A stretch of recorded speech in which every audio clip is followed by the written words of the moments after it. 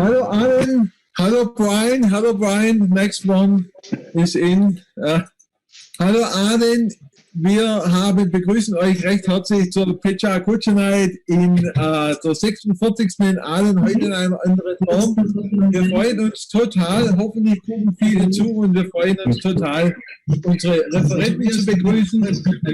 Hi Aalen, we are happy to meet all our presenters next one from all around the world. And Brian from Tokyo, and Niels and Tobias from Erlangen, Daniel von Rothenburg, and the other friends from Aalen. Okay, herzlich willkommen alle. Wir freuen uns sehr, dass ihr da seid, online heute, etwas ungewohnt.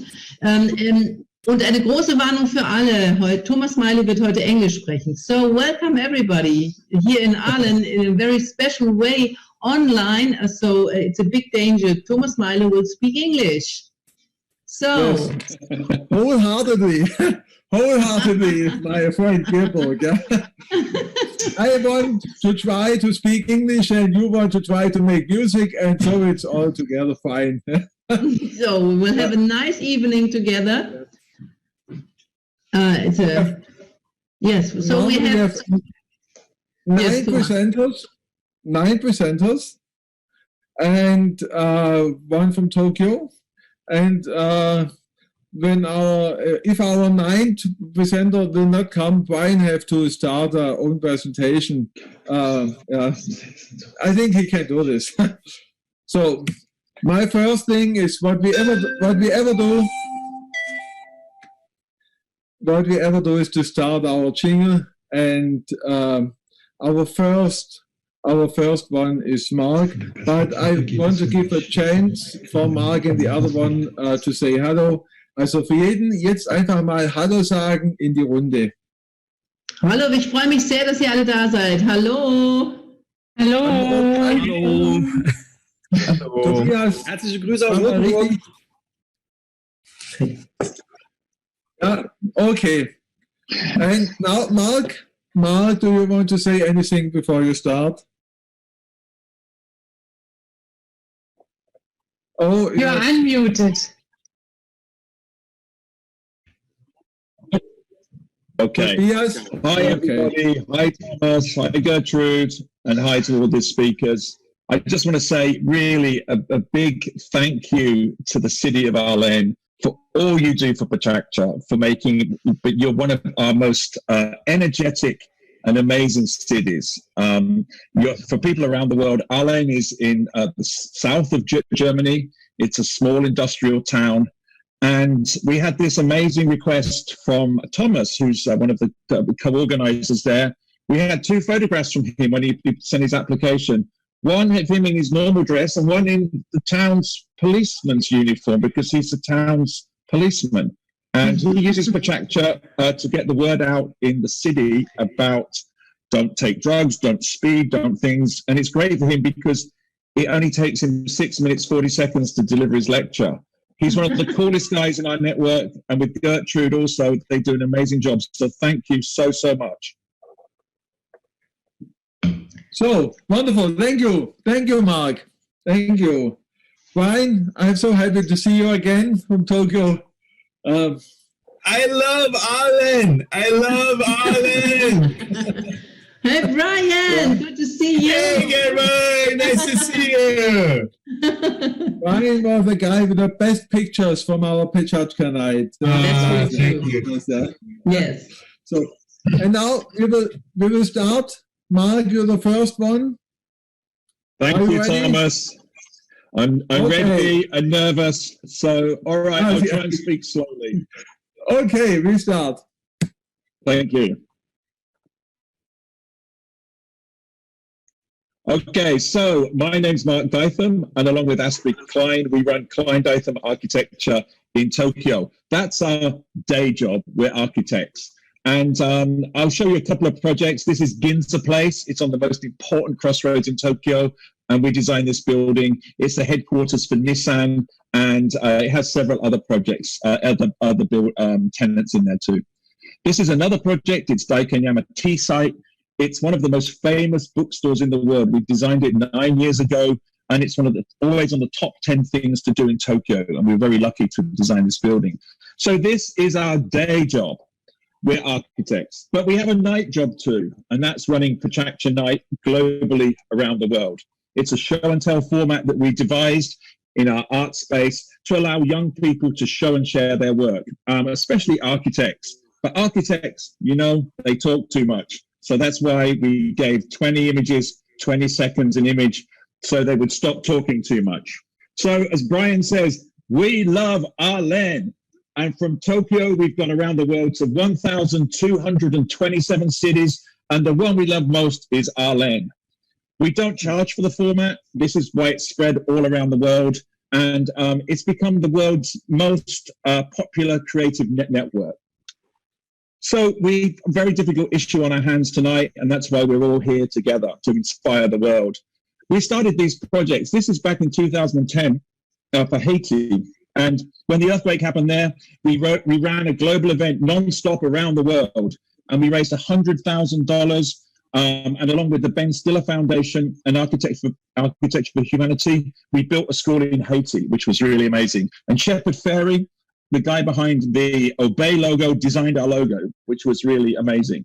So this was the start of it. 1 year later, the shoe was on the other foot, and we had a huge earthquake and tsunami and nuclear issues in Japan. 130,000 buildings were destroyed in 20 minutes. 1 million buildings were damaged across, and it was really, really a frightening moment. And because we've been building the network, people came to us and really wanted to help. They wanted to inspire Japan. Japan has inspired the world through its design and culture. And our network of then 600 cities wanted to inspire Japan back. We made a logo, and these amazing posters were made. And within a month, we held another 24-hour event all around the world. 105 cities got together, non-stop presentation. It was really, really, really amazing. And again, we were very lucky, and we raised another $100,000 in one night. And we worked with Architecture for Humanity to try and build something useful and meaningful in Japan. Many of the temporary houses that were built on sports fields and sports areas, and the kids had nowhere to play. So along with Architecture for Humanity, Cameron Sinclair and Nike, and the money we raised, we built this sports facility to allow kids back out on the field to play football and baseball. So all of these, so our Pecha format, 20 slides, 20 seconds, we've held events all across Japan, especially in this area. And we've been gathering information and presentations about what's been going on. And there's so much creativity, there's so much positivity there. And we've managed to record this in a 20 slides, 20 seconds format. And we have this amazing archive, which can be used by other cities, other countries that are having similar problems.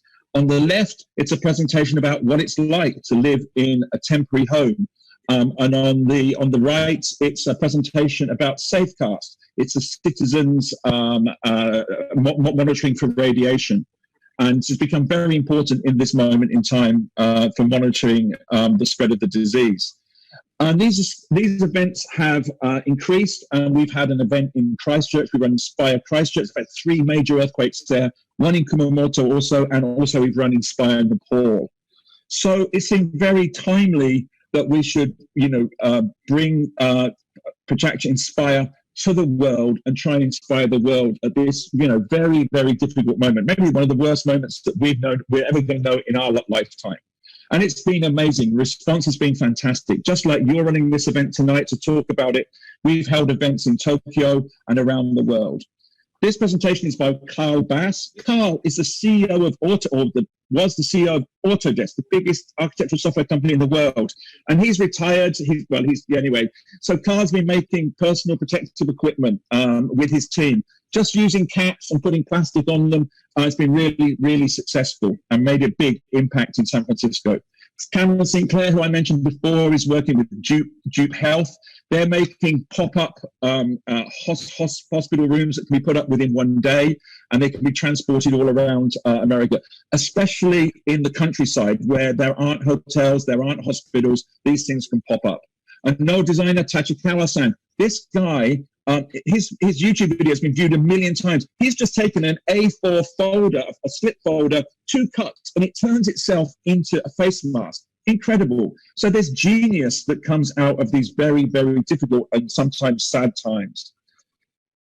He's also made this really simple diagram about what is 2 meters. 2 meters is the difference between 2 beetles. It's the width of a tuna. It's also the size of a tatami mat. But these are humorous, but they're very clear and easy to understand anywhere in the world. And we love this creativity. We love this passion coming out of this difficult moment.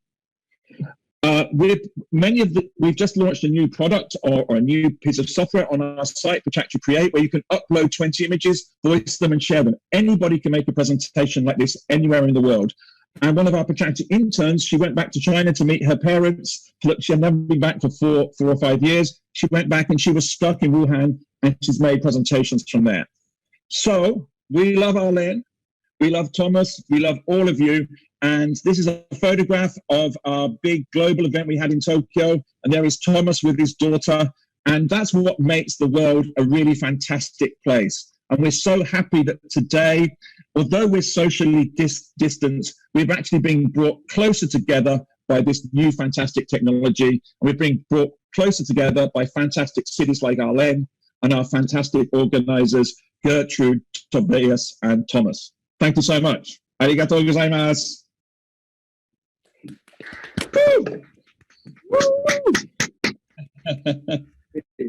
Great, Brian.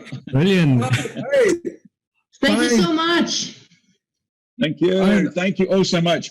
It's a really interesting time, that as we were very nervous about running online events. We were very anti-online events within the network because we felt that if you start from, running an online or sharing your event out on YouTube or Facebook, as well as your live event, it's going to cannibalize your event. If it's raining in Aalen, people are going to, well, we won't go to the event, we'll stay at home. But now we can't go anywhere. And the only way we can go and connect is through this. And what's proved amazing in the last 3-4 weeks is that we can present in other cities around the world. So after this, I'm going to drop off for a few minutes. I'm going to make a presentation in Cambridge in the UK. Last night, I was presenting in Providence. And before that, I was presenting in Malaysia. So it's amazing how, and we want to invite you guys to present in Pecha Tokyo when we run a Tokyo event. I think we were a week away from that. So we'd love one of you speakers to join our event and broadcast out around the world. And I think it's a big new era for Pecha, and it's a big new era for Aalen and our love for you. Thank you so much. So great, Mark. Thanks a lot. It was an honor to speak with you, and it's better to speak in Tokyo at Super Deluxe and to have a beer with you after the speak than to speak in online. Hey, Thomas, I'm going to have a beer now, believe me. Yeah, to meet Brian, fine. And now we have another one here in our Zoom conference is Christine. Hi. Wir sind mittendrin und wir starten jetzt gleich weiter. Next presenter ist Frau Müller aus Aalen, Uli Krug aus Aalen, und die machen jetzt, die reden über Hausmusik. Okay. Prima. Okay, Leute. Ja, es ist alles sehr speziell, euch so online zu sehen, to see you online. The theme of our Vortrag is house music. It's house music. So you see, this is a nice table with our ukuleles. And geht schon los, Thomas? Ja, ne? Ja, stolz, ja. Schon voll drin, oder? Ja. Okay, so this is me, Gerburg Maria, and Uli Krug, my husband. And when the shutdown came, as the shutdown came, we just sit here stuck in the castle of Laubach, so thinking about what can we do, so we begin to make music. So we just try to make it. And the Erinnerungen of Uli are this. Okay, also ich habe als Kind Eltern gehabt, die haben mir vorgesungen Und das gab es dann eigentlich nur, als ich so, sagen wir mal, 7, 8 Jahre alt war. Und dann ist das leider nicht mehr vorgekommen. Und die haben dann damals ein Lied gesungen, das hieß Das Edelweiß, das schönste Blümlein auf der Welt. Das ist das Edelweiß. Und das ist eine ganz, ganz traurige und schöne Liebesgeschichte. Und die hat mich eigentlich verfolgt so. Und das hat auch meine Lust darauf, Musik zu machen und zu singen und zu kommunizieren über Musik, hat es eigentlich dann auch mein ganzes Leben lang weiter unterstützt. Und hier sieht man, naja, das ist eben die verunglückte Liebe. Ja, das gibt's ja immer wieder mal. Und zum Glück ist mir das dann auch gelungen, Gerburg zu finden. Ja, und dann gab es natürlich auch die Zeit, das bin ich, also er kennt mich ja nicht, ich bin ja eigentlich auch so ein neu Zugewanderter, also kein echter Schwabe. Das war damals in Worms, da hatte ich dann noch lange Haare und meine großen Vorbilder, das waren zum Beispiel Bloodwind Pig mit Mick Abrahams. Und ich habe eigentlich immer mit großer Leidenschaft, während mein Vater den neuen VW gekauft hat, Beat Club geguckt. Ja. Und hier sieht man ein Bild, wie das dann eigentlich auch, ja, wie das idealerweise geendet ist, nämlich schon auch mit Headbanging und die Haare rumschmeißen. Und das war eigentlich eine super interessante Zeit, aber eigentlich auch nichts mehr mit Hausmusik. Okay, bei mir war das so, als der Shutdown kam, so when the shutdown starts, so I was going out, having fun in the park of Schloss Laubach, thinking about having time now to rest, to think about what can I do to make conceptions about my work, to work with wood here, for example, or to sit inside just to genießen, was heißt genießen auf Englisch, just to das Schloss genießen. So Uli went out to work with the wood. Wir haben eine ganze Menge im Schloss gemacht und haben eigentlich zum ersten Mal seit ewiger Zeit wirklich lange Zeit in diesem Schloss verbracht. Ja, und wir leben auch jetzt, also ich muss sagen, ich habe vorher noch nie auf dem Land gelebt und das ist eigentlich eine ganz, ganz neue Erfahrung. Also im Prinzip eigentlich, ja, auf dem Land zu leben. Ja. Und alles, was dann so an Kontakten stattfindet, muss entweder mit dem Fahrrad im besten Fall oder mit dem Auto passieren. Und ansonsten sind dann eigentlich nur Kühe, Schafe, Hühner, und Schlossgespenster, Bienen, Schnaken und so weiter. Ja. Genau, wir kamen natürlich auf all die Instrumente, die wir so spielen, wenn man an Hausmusik denkt. Das ist Ulis besonderes Special Instrument, it's a sousaphone. So Uli's playing sousaphone und jetzt seht ihr eine ganze Menge an Bildern von Instrumenten, mit denen wir uns auseinandergesetzt haben. Und geht wir halt haben hier auch drum, um das mal ganz kurz zu ergänzen, um die Musik als universelle Sprache. Also man kommt natürlich auch mit der Musik über die Ostsee oder über den Atlantik, ist also eigentlich kein Problem. Und ich habe hier, bin ich gerade zurückgekommen, ich war da drüben auf der anderen Seite und habe da mal ein bisschen gespielt und da unter anderem dann auch diese Erfahrung gemacht hier mit Gerburg. Genau. So, music as an, was hast du gesagt, universal language. So we play together with a lot of musicians from the Arabic states or somewhere else. Aber wir haben Hausmusik gemacht und haben auch ein bisschen alte Volkslieder entdeckt. Uli hat den Kontrabass wieder aktiviert, das Sousaphon, die Ukulele und viele andere Instrumente. Und das war schön. Wir haben gedacht, wenn wir das machen, dann schicken wir es an alle unsere Freunde. So we sent little films in the night to our friends about Hausmusik. Und wir haben gedacht, für den heutigen Vortrag, ihr seht jetzt gleich viele Bilder vom Schloss, singen wir auch für euch ein kleines altes Volkslied. Es waren zwei Königskinder, die hatten einander so lieb, sie konnten zusammen nicht kommen, das Wasser war viel zu tief, das Wasser war viel zu tief. Herzliebster, kannst du nicht schwimmen, schwimm rüber doch zu mir. Zwei Kerzen will ich dir anzünden, die sollen leuchten dir, die sollen leuchten dir.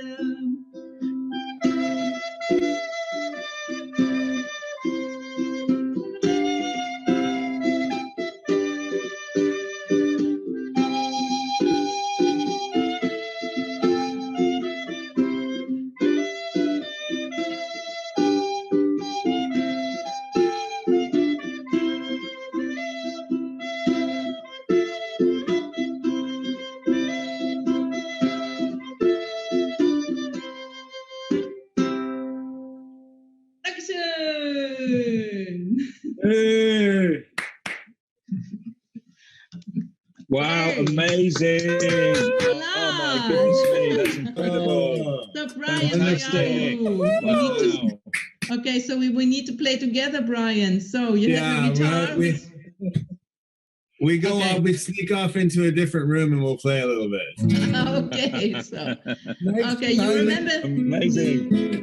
You remember the entrance of our castle, Brian? You Yes, remember of the course, entrance? of course. It's Okay. amazing. I'm reminded I want to go back. I remember seeing that giant sousaphone in there, and I remember hearing how well it sounded in the echoes of the stone walls. Very nice. Yes, that's it. Yeah, Next wonderful. time you come to Aalen, we make a house concert in the Schloss Laubach, okay? Oh yes, Let's do it. for Let's sure. do it. That'd be wonderful. Okay, I just want some of the cooking. I just want some of the cooking from your fantastic wooden stove. I mean, when we went there, your hospitality was really fantastic. Not only Yes. music, but your hospitality. And that, I think we had apple cake or something. You made something fantastically Yes. Aalen related. So thank you so much. What a Okay, great thanks a lot. presentation. Okay, so we go on, Thomas, with the next. Danke. Ja, wir gehen weiter und es kommt der nächste. Schauen wir mal, wer ist denn jetzt? So, schau mal, ich sehe nämlich von meinen Spielen, ich sehe immer nur die Hälfte. Ja, die Konstanze. Ja. Konstanze, ja, du bist bereit? I'm ready, but I won't sing. Okay, I promise. I won't sing. Well, it already starts. Can you remember last October, I told you something actually about teaching and digitization. And as you see at the picture, I look quite happy and I focus both of it, the digital one and the books already. And I told you something about Philip Riederle. He is the speaker for the digital generation. And he wrote actually a letter to university and asked us lecturers why we don't have any video lectures. It's 1 year ago. Not this year, it's 1 year ago that he wrote us such a letter. And today we just do it. We have our video lectures and we need to do it. Maybe you can remember that I told you something about the expert knowledge we need to teach. We need to teach the self-competence and the social competence. And then I was talking about the digital competence. And that's not a speech about video lectures. It was more the thing about programming. And this March, as Corona was coming to Germany, we went to Gran Canaria to our Makeathon. And it was not quite clear whether we can get there. And actually, we already were there. And then the event was cancelled. And we already found us in the marshland, you know, we were already there. And it was then a local event. And many students from Germany were missing, but Aalen was there.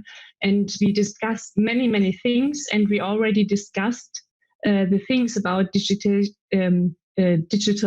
solutions for our university. And during that time, I already made a quite big query with students from Germany. You see here over 10,000 students, and they told us about their worries. And we listened to them. And so we already started with our first YouTube live stream at the 18th of March to get touch into to our students, to talk to them, to listen to them. And we have a series of 5 events.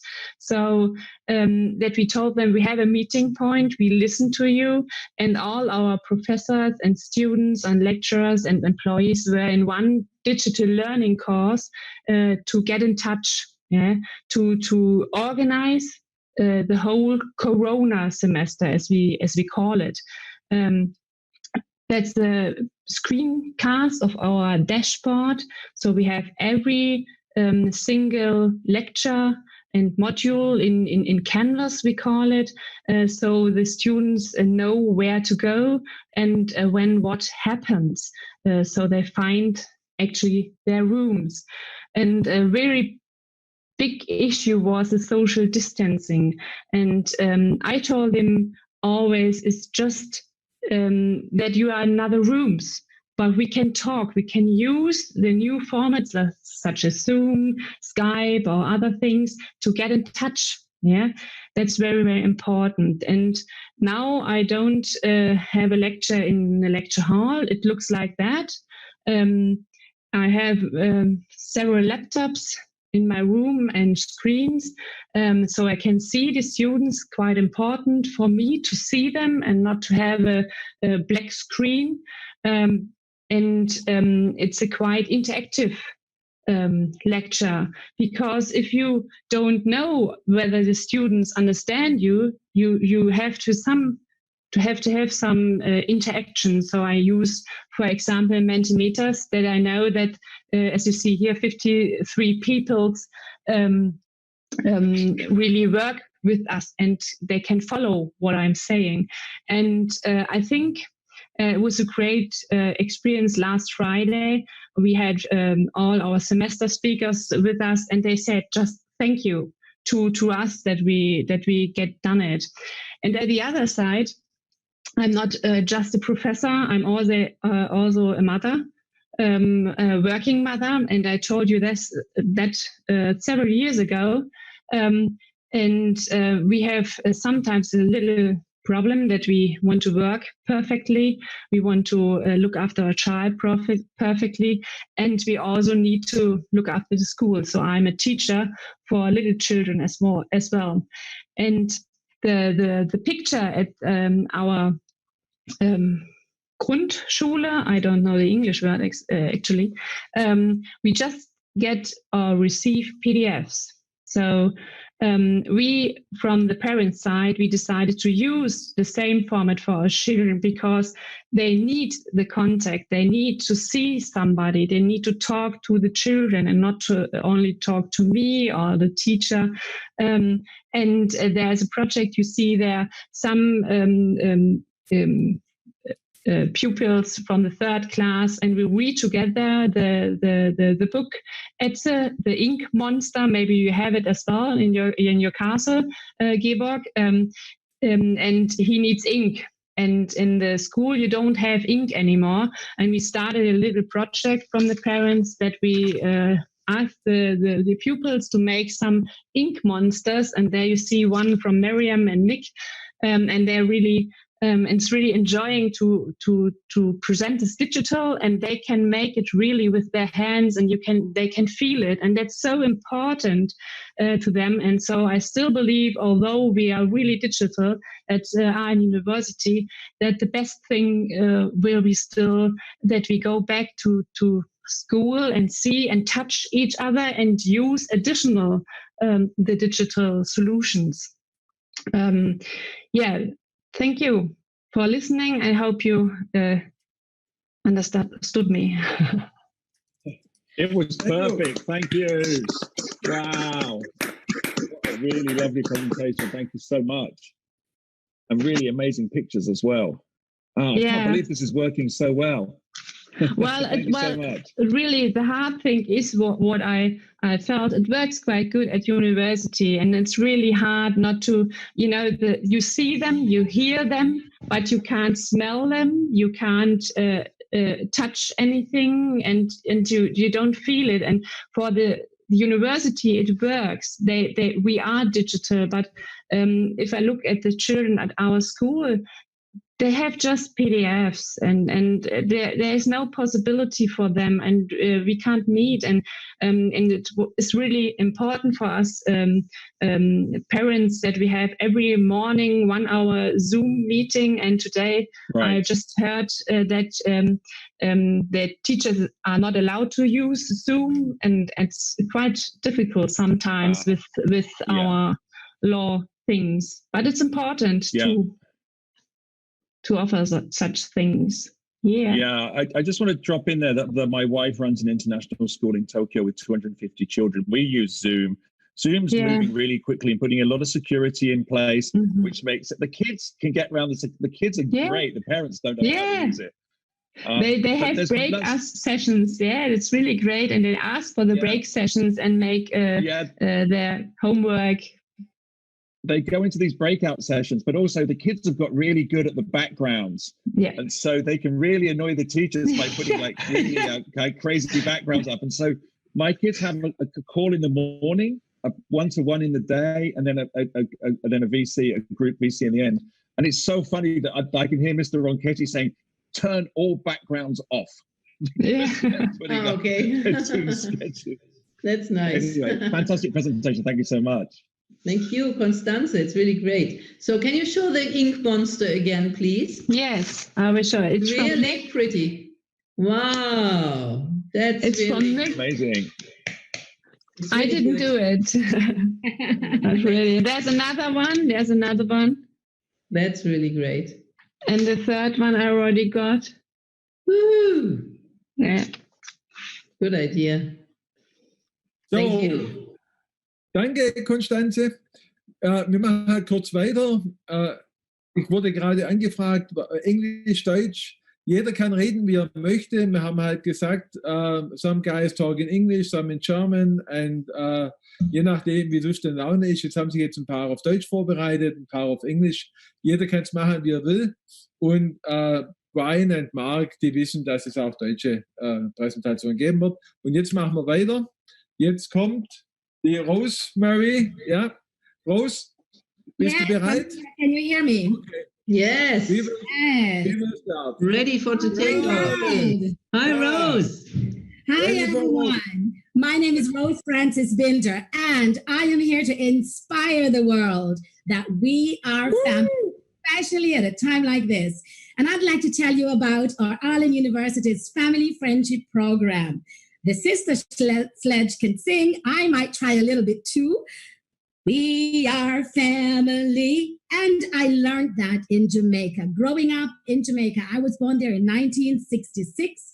My father died when I was 7 months, and a group of Jamaican women brought me up and taught me that we are all connected. We are all family. I left Jamaica shortly after leaving high school to go to study in Michigan. And in Michigan, I was so shocked about what was existing there. This huge college campus, I thought I was going to be lost all the time. But it was a family, a local family that came to our rescue and helped us as students to really get along.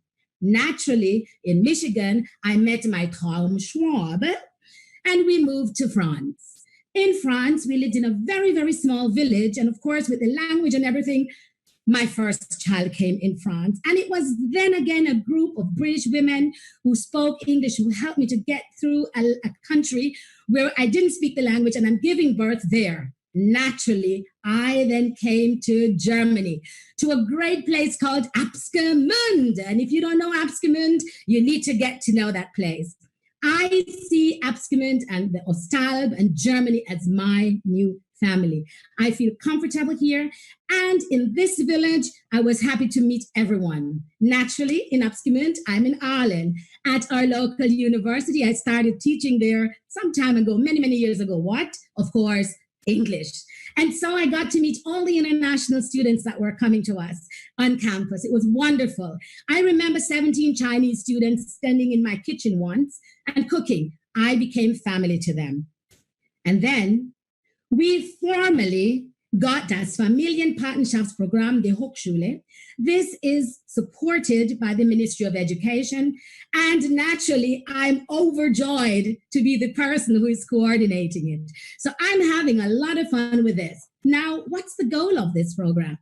We want to make sure that our international students that come to us, over 460 students, sometimes from about 63 or 64 different countries. Now with Corona, it's a little bit different. We bring them together with local German families, because then and only then can they really experience the German culture firsthand. Of course, students learn that Germans, not all Germans can play football. And that's not the only thing Germans do. And speed is not a birthright, is it? And so we learned that there are other dogs here apart from German Shepherds. I mean, there are other serious things too to learn about the German culture. But seriously, students are very, very disoriented when they get to us. Imagine being in a new place, not knowing anyone, not knowing the language, scared about how you were going to get along, just like I felt when I was in Michigan starting studies there. And so that's why we have this program, so the families can help to support students. This family friendship program helps to get rid of the fears that students have, or some of the fears at least. Fear of saying the wrong thing, fear of not being understood, fear of not making friends, and especially in the Corona time, being stuck in a dorm room and being scared. Naturally, another reason is integration, this catchword, integration. And of course, we take it seriously, but seriously, we have to know that even our students need to know that Kerbohe doesn't mean that you have the whole week to clean the house. You can do it on one day. It's supposed to be done in one day. Tell that to my children too. In any event, I love being here on this beautiful hostel. And of course, our students who come to us through the family program get the chance to enjoy this beautiful landscape, the beautiful people, the historic, and all these interesting sites. So I love this area. The hostel is wirklich schön. Students benefit also in a great way by learning the language. What is the better way to learn a language than making your own mistakes in a very informal way? I can tell you about learning the German language. I'm still struggling after 17 years with saying Frühstück and Frühling. In any event, this all helps students to their overall success, having this family friendship program. And of course, when you feel good, you do better. You know, and it's all related. When you think about academic success, there's also social success related to that, and that's where our families come in. But not only for the students, we have benefits for the families too.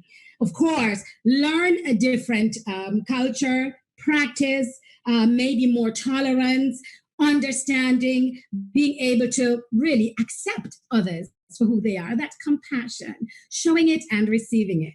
Our families also have children in their households who come into contact with our international students. What better way to help children learn another language and also to become interculturally competent at a young age? There's hope for our world. That's inspiring, that families and their children will be able to benefit from this. And of course, when you do good, you have fun at the same time as a family member. Whether you're going for a walk in the forest, you've invited us for breakfast, it's an Easter dinner, a Christmas meal. And at this point, I'd like to say there are tons of families that have helped us, but that's another program. It's too long a list. And so you feel good from doing this and you have fun. You know, our family friendship program, it's almost like crossing a river, where the only way you can go across it is on a fallen tree trunk. There's a family there motivating you and helping you and pushing you along and giving you a little bit of help. And then the students take that on. And at the end, their success. So I'm saying, Aalen University's Family Friendship Program, we want to tell you, we are family. Be a part of our family. Send me an email. Find out how you can join, because I want you all to feel good and I want to keep singing. We are family. I have got the Oscar with me. Dankeschön. Rosemary, thank you so much. Wow, that's an incredible presentation. Man, the energy there was beyond belief. And learning a second language, as for a Brit, learning a second language like Japanese was really tough. And I love what you said. Thank you so much. I can just imagine. Thank you. Thanks so much, Rosie. Rose. Yes, thank you. That's really fun to see you. Nice, wonderful. After Corona, we will make a Pecha Kucha night with your students, with your international students. Yes, I'd love it. And I'd love to make an appeal right now for anyone out there who have used bicycles, who want to donate them to my students. I've got to get them to go out and ride. We have a bicycle program in the family program. Please give me an email. Send me an email. Thank you. And we will start a Pecha Kucha program for you. Yes? Yes, we will. My boss, I have a lot of work to do. Yeah. Thank Next you, one. Rose. This was great. Thank you. Thank you very much. You're welcome. Next one, Daniel, hallo. Hi, grüß dich. Hi. Möchtest du noch was kurz sagen über dich oder sollen wir gleich starten? Nur einen kleinen quick starter, since I prepared my presentation in English. I'm talking about dream and do to all of you, but I will do it in German. Träumen und machen, but the rest you will hear in the story. Okay. Viel Spaß. Ja, hallo. Was ist dein Traum? Stellt euch vor, ich saß im Startup Camp 2015 in Ägypten an der Bar. Es waren so 60 Startups. Ich war als Mentor tätig, völlig erschöpft am Ende des Tages. Hermann setzt sich zu mich und fragt mich, was ist dein Traum? Mega krasse Frage. Es hat mich natürlich zum Nachdenken gebracht. Hermann und Katzi sind zwei Dreamer. Und mittlerweile auch gute Freunde und Mentoren. Und die fragen solche Fragen. Die fragen die Menschen, ermutigen die Menschen dadurch, dass sie fragen, was ist dein Traum? Haben sie auch mit mir gemacht. Im Nachdenken dann passiert nur etwas, was man gerne vermeiden möchte. Man bleibt nämlich schon mal gleich beim Geld kleben. Und damit das nicht passiert, geben Hermann und Katzi einem gleich $1 Million als Papierschein und fragen wieder, was ist dein Traum? Der Schein klebt bei mir in der Küche an der Wand und hat mich schon oft daran erinnert, was passiert ist damals. Darüber geht die Geschichte jetzt. Mein Weg ist ganz einfach. Ich bin ein Landei, Chemieingenieur, habe eine Corporate-Karriere hinter mir, auch in China, habe ein MBA studiert, Startups gegründet, Startups beraten, die halbe Welt bereist. Und jetzt saß ich halt da und werde nach meinem Traum gefragt. Hat sich doch bis dahin alles ganz gut angefühlt. Was ist mein Traum? Freiheit, das ist das Erste, was mir immer in den Kopf kommt. Die Freiheit zu leben und zu arbeiten, wie ich will. Die Freiheit, das zu tun, was mich glücklich macht. Die Freiheit, das zu tun, was gut für mich ist. Das ist eigentlich immer mein Traum gewesen. Aber natürlich, das ist natürlich nicht alles. Es wird ja viel konkreter. Ich bin dann immer weiter reingegangen und irgendwann wurde mir klar, ich will eigentlich genau das machen, was ich damals in Ägypten gemacht habe. Nämlich Menschen unterstützen, ihre Träume in die Tat umzusetzen. Das ist ja genau das, was Startups tun. Das wollte ich tun, gar nichts anderes. Und dann wollte ich Traumstationen bauen, also Orte der Begegnung, wo Austausch passiert. Also das war alles so, das waren Komponenten. Und dann bin ich losgezogen. Und auf einmal wurde ich Leiter des Startup-Mentoring-Programms von Impact. Und ich konnte auf einmal all die Komponenten, die ich mir für die Traumstationen überlegt hatte, die konnte ich auf einmal bei Impact realisieren. Sagen wir mal, fast alle. Es gab noch einiges mehr, was mir so durch den Kopf gegangen ist. Und das wurde dann auch immer stärker mit der Zeit. Ich wollte zum Beispiel mit meiner Familie zusammen reisen. Ich wollte meinem kleinen Sohn Enno, der ist 5, wollte ich die Welt zeigen. Hier sieht er mit mir, wie er in Neuseeland rumhuscht. Sind wir auf den Berg gewandert. Ich wollte mit meiner Frau auch unterwegs sein. Die ist Musikerin, die ist Sängerin. Und ich wollte schon immer mit ihr und mit ihrer Musik unterwegs sein. Alles das waren Träume. Und so sind wir dann 2017 ins Wohnmobil gestiegen und sind auf Wohnmobil-Familien-Konzerttour gegangen. Es wurden dann 1,5 Jahre, 20 Länder, Europa, Down Under, 40.000 Kilometer im Wohnmobil, unser Kleiner immer dabei, 100 Konzerte haben wir aufgesetzt und ich war Papapreneur, ich war Fahrer, ich war Manager. Das war der Hammer. Ja, das war ein Riesentraum. Und auf der Reise selber in Neuseeland kam uns die Idee, wir gehen ja irgendwann wieder nach Hause und da wollen wir ein Riesenfest machen. Mit Freunden, mit Familie, Kunst, Kultur, Diskussionen, Workshops. Das wollten wir alles zusammenbringen. Und siehe da, 2019 ist das erste Träumen und Machen Festival dann in Rothenburg entstanden. Und es war ein Riesenerfolg, es war auch ein Riesenspaß. Es war ein Traum. Es war dann jung und alt, Inspiration, Austausch miteinander. Die Leute kamen, haben miteinander gelernt, voneinander gelernt und es war ein enormer Zustrom da. Tolle Energie und auch ein tolles Echo, Riesenunterstützung, auch finanzieller Art von Sponsoren, sodass eigentlich außer Frage war, dass das zweite Träumen und Machen Festival 2020 folgen soll. Jetzt angesetzt auf den 17. Oktober, so Corona ist erlaubt. Wir schauen, wie es sich entwickelt. Und das Krasse dabei ist, es sind über 60 Mitmacher aus nah und fern, es sind über 40 Programmpunkte jetzt und eine riesige Community. Und die Community wächst auch stetig weiter. Und das Tolle ist, Träumen und Machen ist ja nicht nur das Festival. Das Tolle ist, was aus dieser Community entsteht. Da ist die Anke, die den Kulturgarten Rothenburg ins Leben gerufen hat. Da ist die Rosi, die ein Gartengrundstück schon immer haben wollte, was sie sich dann gekauft hat. Da ist der Olli, der hat jetzt gekündigt seinen Qigong-Lehrer gemacht. Also viele, viele Dinge entstehen aus einzelnen Träumen, motiviert durch das Miteinander. Und das ist eigentlich auch was bei der ganzen Sache so zählt. Weil träumen können wir ja super alleine. Jeder von uns kann das. Aber so richtig den Traum leben, in die Tat umsetzen, dafür brauchen wir immer andere. Ja, alleine ist halt schwierig. Wir brauchen immer das Miteinander. Okay, motiviert mich natürlich ungemein, aber dennoch bleibe ich natürlich auch für mich bei der Wahrheit, dass jeder seines Glückes Schmied ist und bleibt. Also ich habe die Verantwortung für das, was aus meinem Leben wird. Ich muss entscheiden. Ich muss gucken, wie ich klarkomme. Das ist überhaupt keine Frage. Es ist einfach meine Pflicht, mich um mich zu kümmern. Träumen und Machen bietet da einfach nur ein Miteinander. Ist ein Mutmacher. Letzten Endes ein Mutmacher, dass die Menschen ein selbstbestimmtes, glückliches Leben leben. Ja, man ist dann eben nicht allein. Es gibt eben Gleichgesinnte, die sich was trauen, die sich was wagen, die eben träumen. Manchmal zusammen, manchmal alleine, manchmal kommen sie nur um sich auszutauschen. Und das ist es letzten Endes, wovon ich die ganze Zeit geträumt habe. Menschen zu ermutigen, zu träumen und zu machen. Kriege ich heute noch Gänsehaut. Ist der Hammer. Da wollte ich doch hin. Ne? Perspektive schaffen, mit Menschen arbeiten und so eine Gemeinschaft schaffen. Und diese Energie, die da entsteht, war immer das, was mich angetrieben hat. Und das Krasse an der ganzen Geschichte ist, all diese Dinge stehen auf meiner Traumliste, die ich damals angefangen habe zu schreiben, als Hermann mich an der Bar in Ägypten gefragt hat, was ist dein Traum? Da stehen all die Dinge drauf, manchmal genauer, manchmal im Groben. Und die Liste ist endlos lang und die wächst, die wird nicht fertig. Soll sie ja auch gar nicht. Ich will ja weiter träumen. Mein Appell an euch da draußen ist natürlich, träumt und macht, weil es sich so dermaßen lohnt. Es ist der Knaller, wenn man in diesem Schwung drin ist. Der Jackpot ist eigentlich das was wir gewinnen können. Das ist eigentlich ein riesengeiles Miteinander und natürlich ein selbstbestimmtes, glückliches Leben.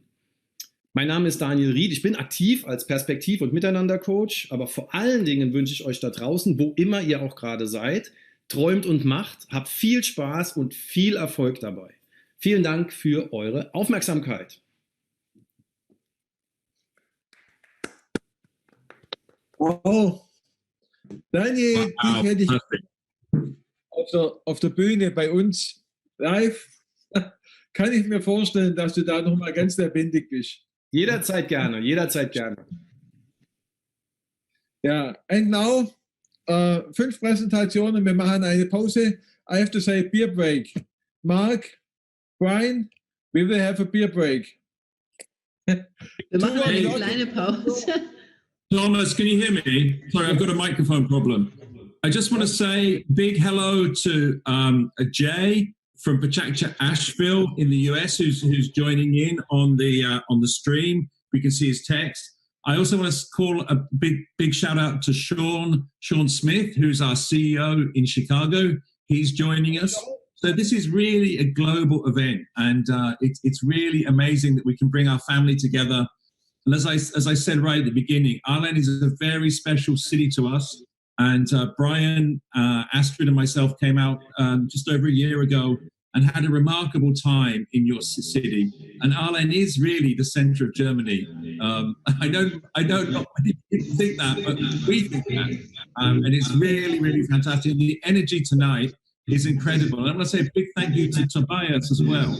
You've somehow managed to pull this off in a really brilliant way. So Brian is going to get some top tips from you a little bit later. Thank you. Thank you, Mark. I want to say one more thing. I have to go for about 10 minutes to make a presentation in Cambridge, England, and then I'm going to come back. They're running a Pecha event tonight, and I'm just going to do the introduction there in 14 minutes. And then hello to Cambridge. So I'm not disappearing because I'm bored. I'm disappearing because I have to do something else, but all Pecha related. So thank you so much. I have some tonic water here, which I can. The tonic water break for me. So. Cheers, Mark. Cheers, cheers. And I'm wearing my Aalen t-shirt, by the way. Look at that. Pecha Aalen. The famous Aalen t-shirt, yes. It's really pretty. It's really pretty. So we have a beer break, Thomas. 5 minutes. 5 minutes beer break. Okay.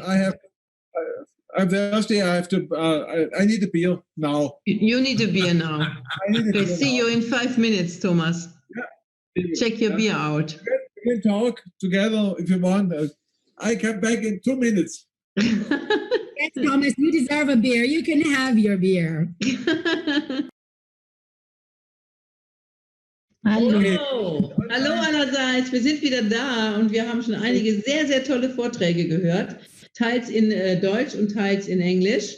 Und jetzt begrüßen wir ganz herzlich Christine. Juhu. Hi, Christine. Christine, bist du bereit? I'm ready. Okay, dann machen wir jetzt einen Start für dich. Danke. Ja, ich spreche über zufällige Nettigkeit in einer Zeit, in der viel Unbewusstes und Unerwartetes uns überfallen hat und wir natürlich nicht gefragt wurden, ob wir da Lust drauf haben oder ob wir vorbereitet sind, auf einmal in Einsamkeit zu Hause zu sein oder eventuell in großem Familienprojekt. Und da warten ganz viele spannende Aufgaben auf uns, auf die wir nicht vorbereitet waren. Und wir versuchen natürlich immer noch, das alte Bild zu wahren, obwohl die Welt draußen wie drinnen sich schon längst verändert hat. Und was uns dabei auch sehr selten aufgefallen ist, ist, dass die Fesseln unseres Alltags, die wir über Jahre hinweg geschürt haben, uns so festhalten wie einen Elefanten, der ja quasi nur noch mit einem kleinen Nagel festgehalten wird, den er längst ausreißen könnte, um seine eigenen Wege zu gehen. Doch diese Möglichkeit haben wir bisher verpasst, die Komfortzone zu verlassen. Und ich habe ein Gedicht seit Kindheit gehabt, das mich immer an was erinnert hat. Und das möchte ich euch heute auch noch sagen. Und das heißt Der Blinde. Und der ist nämlich dazu da, um einfach mal nachzudenken in dieser Zeit. Der Blinde von Erich Kästner. Ohne Hoffnung, ohne Trauer hält er seinen Kopf gesenkt. Müde hockt er auf der Mauer, müde hockt er da und denkt.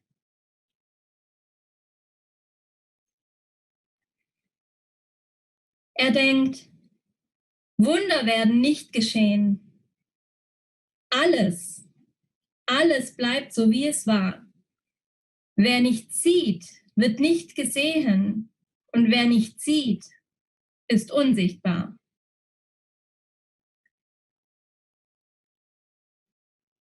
Schritte kommen und Schritte gehen.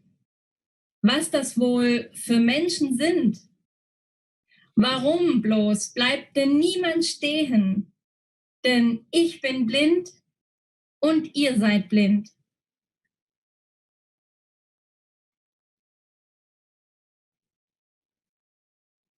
Euer Herz schickt keine Grüße aus der Seele ins Gesicht. Hörte ich nicht eure Füße, dächte ich, es gibt euch nicht.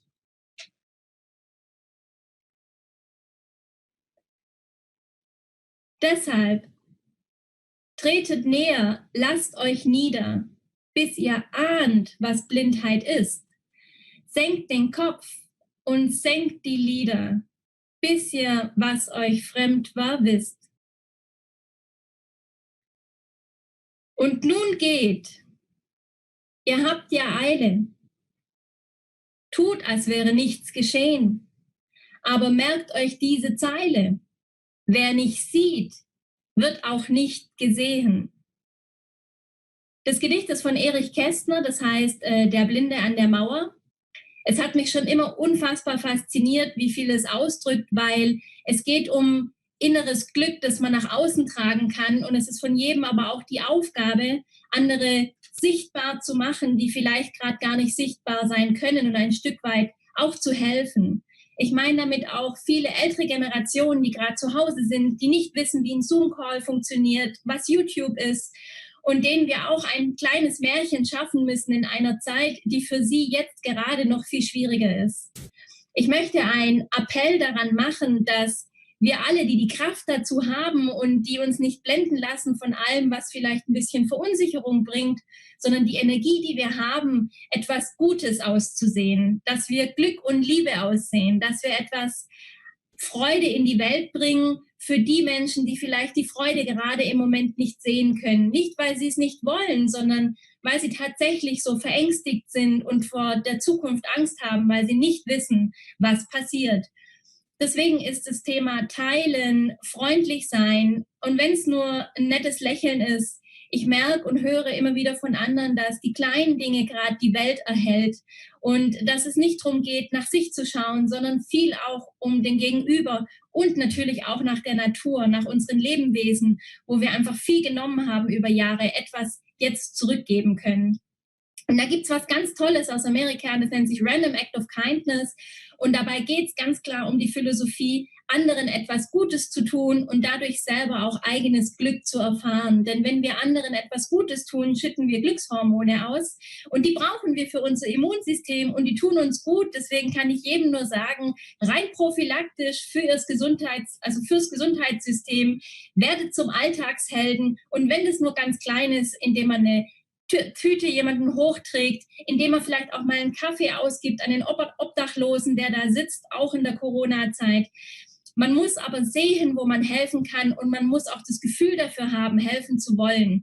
Also es fängt mit einer netten Nachricht an. Ich kann nur sagen, die Italiener machen vor, dass Komplimente etwas Wundervolles ist. Lasst uns das nach Deutschland holen und viel mehr Komplimente machen, Dinge verschenken, die zufällig entstehen. Und wir dürfen nicht vergessen, wir wären alle nicht da, wenn unsere Mütter uns nicht 9 Monate an ihrem Herzen getragen hätten. Und am 10. Mai ist Muttertag, wieder eine Gelegenheit mehr, Menschen die Liebe auszusprechen, einmal mehr. Gut, wir dürfen sie nicht in den Arm nehmen vielleicht, aber symbolisch zumindest sagen, wie lieb man sie hat und dass sie nicht in Vergessenheit geraten, auch wenn man sie gerade nicht sieht. Ich habe auf einer Seite ein PDF vorbereitet, da sind schon ein paar Tipps drauf, da kann man sich so verschiedene Sachen dann noch dazu schreiben als Ideen, wie man Glücksbotschafter sein kann oder was man so alles dazu machen kann. Ich kann es jedem nur empfehlen, schreibt euch ihre Ideen auf, hakt sie ab, ihr braucht auch nicht mein PDF, ihr könnt einfach ein Blatt Papier nehmen, schreibt sie auf und versucht ein Bingo draus zu machen, 3 tägliche Sachen, die ihr anderen Guten tun könnt. Oder verschenkt irgendein Buch. Zufällig habe ich eins geschrieben. Also an dieser Stelle seid glücklich und teilt dieses Glück noch viel mehr nach außen, als dass es geht. Danke. Wow. Oh Gott. Nice one. Tolles Gedicht. Wundervoll. Ich habe nicht gewusst, ob es funktioniert heute, aber es ging. Super vorgetragen. Hat gut reingepasst in den Folien, war schön. Vielen Dank, Christine. Hat sich rentiert, dass wir ein bisschen gewartet haben auf den Vortrag. Ja. Es sollte ja was Besonderes sein. Ich habe wirklich überlegt. Christine, dein Buch ist käuflich erwerblich? Ja, es ist regional hier überall erwerblich, zum Beispiel im Kubus, den unterstütze ich damit und dann natürlich über Online-Plattformen, die ich jetzt aber so jetzt mal nicht nennen möchte. Regional fände ich es natürlich schöner oder auch direkt über mich, dann natürlich gerne mit Autogramm. Okay. Ja. Kann man sich schon mal vormerken. Every Pecha tonight we have one presenter was from which I get the last presentation. Today it was Christine. I got the presentation at 6 o'clock, 5 o'clock. But the record presentation today was Brian. I got his presentation in the huddle in Aalen in the second beer break. Thomas, I don't know if we'll have time, but I'm making a presentation right now. You're gonna get. What? I'm making the record for the latest presentation ever in the history of Kucha right now. Do you want the presentation? Okay. Let's see. That's great. Let's see. Let's see. Send me your presentation. You can start right now. Okay. I hope you have a few more, right? There's a few more presenters, right? Yeah. Okay. Yeah. Really? No. Brian at least the last presentation for Brian with the last I ever sent a presentation. Okay. I'm nearly finished. I'm nearly finished. Yeah. Okay. This is fantastic, though. Please keep going. I'm loving it. I'm having so much fun. Okay.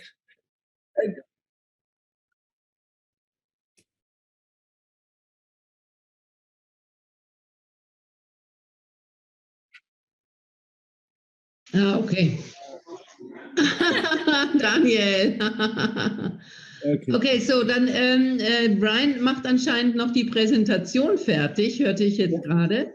Dann Thomas, mit wem gehen wir weiter? Wir gehen jetzt weiter. Ja?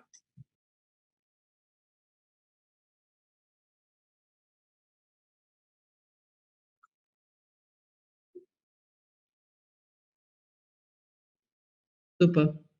Ja. Per Mail, okay. Christine, per Mail an mich. Mach ich, Gut. danke. Und jetzt starten wir mit Nils. Nils, ja, bist du da? Bin da und hört ihr mich? Ja. Wunderbar. Okay, also dann los geht's. Okay, I'll switch to English then. I think who of you knows this thing? So probably mostly everybody, yeah. Why do I show this? This doesn't have to do anything with my talk, actually. It's just to establish that I'm a nerd. So this is the C64, one of the first available home computers, and that's what I spent my youth with. Which first tells you I'm a nerd, and second tells you I'm right now about in my midlife crisis, so I need to get a midlife crisis hobby.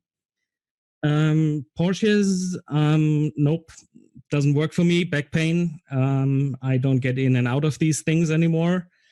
20-year-old younger girlfriend doesn't work because, as I said, nerd.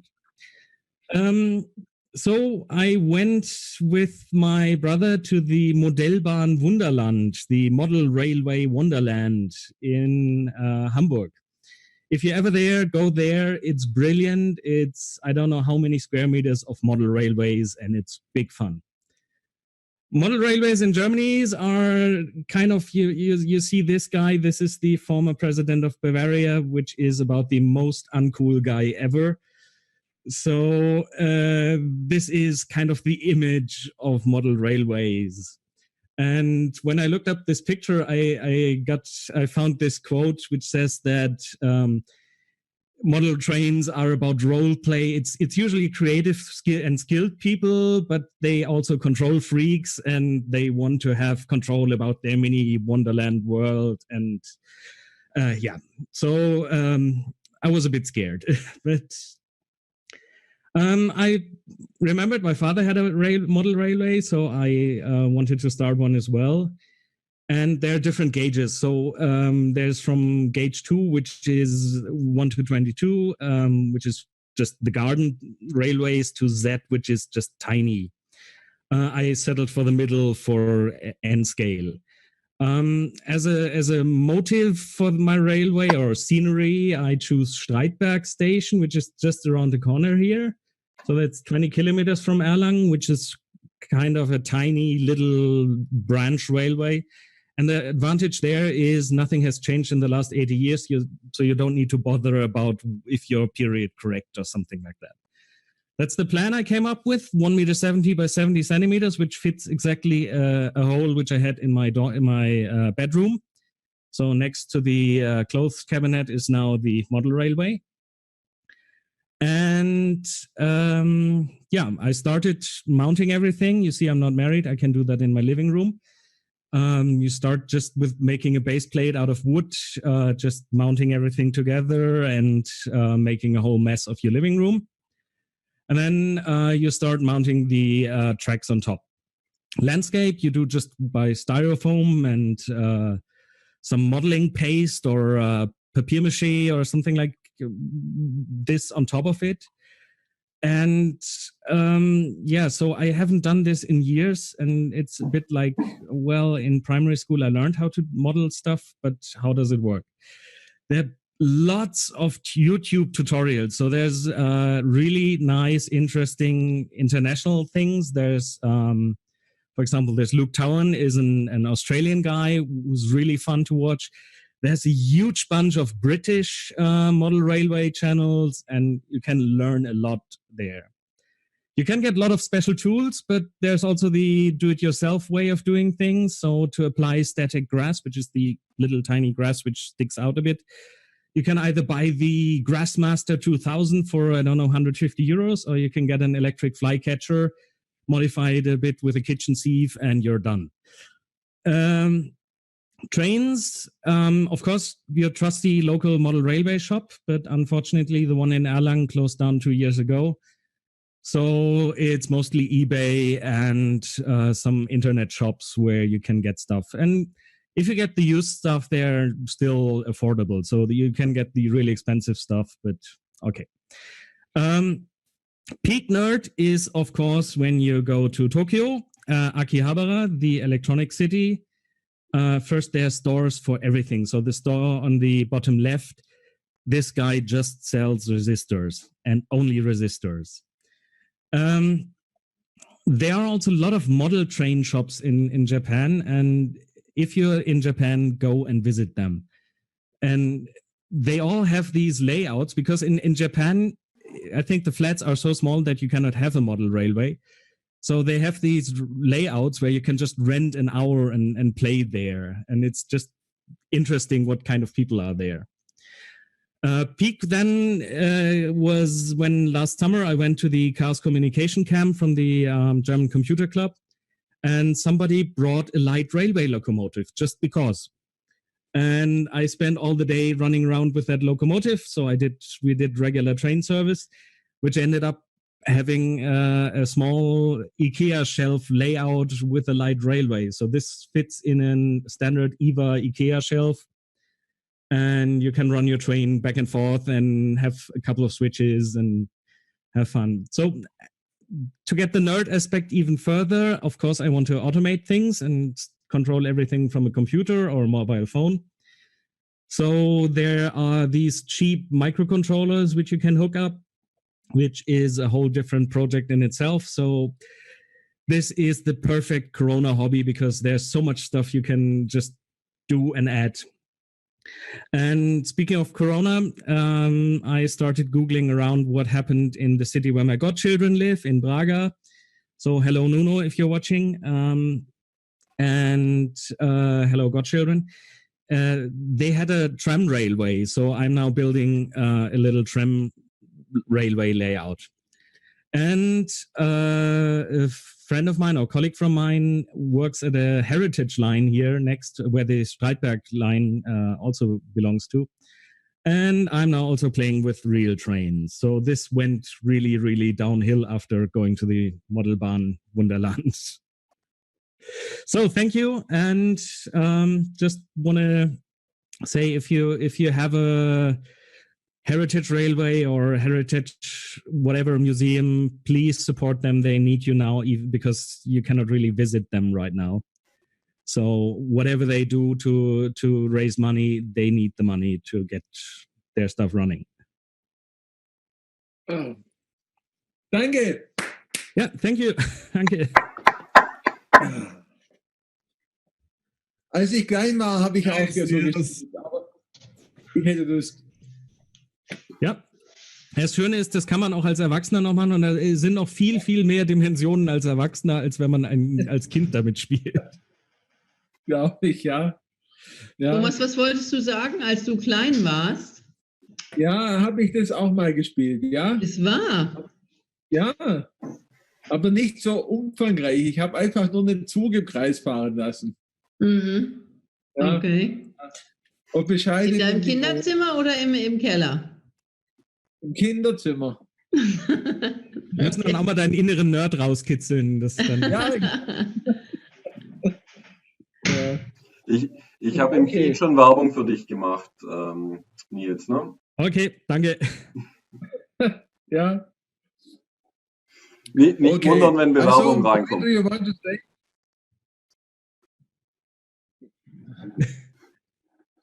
Brian, you are still working on your presentation? Me, I'm finished. Yes, I can send it. I can send one.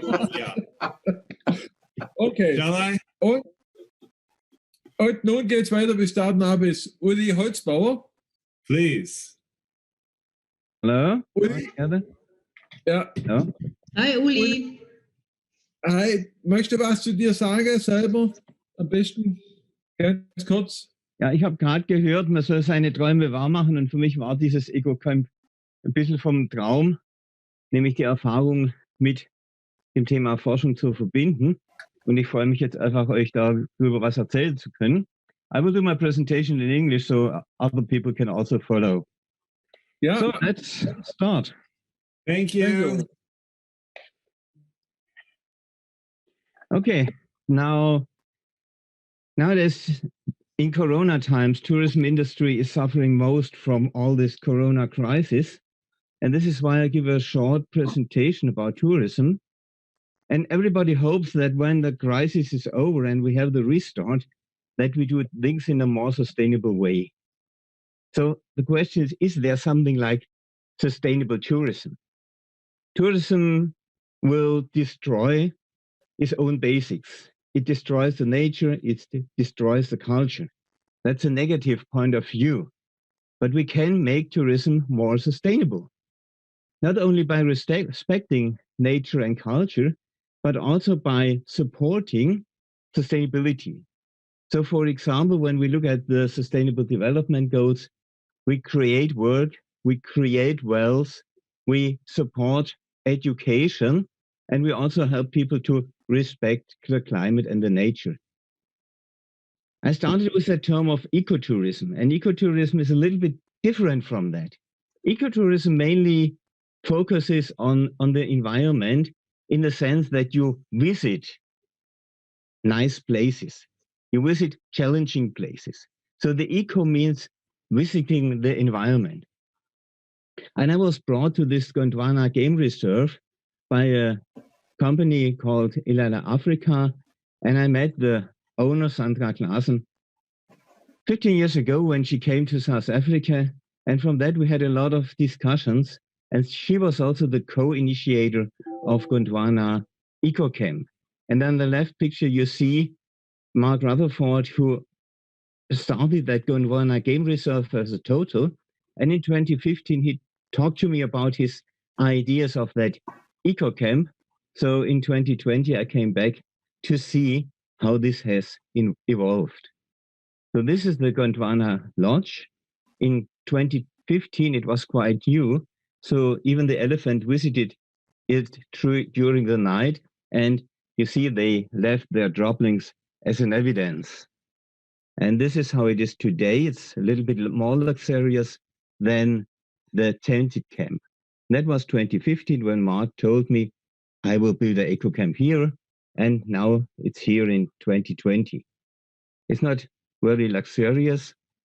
We have a central house where we do the meetings, we have breakfast, we have lunch and dinner. You can do some work.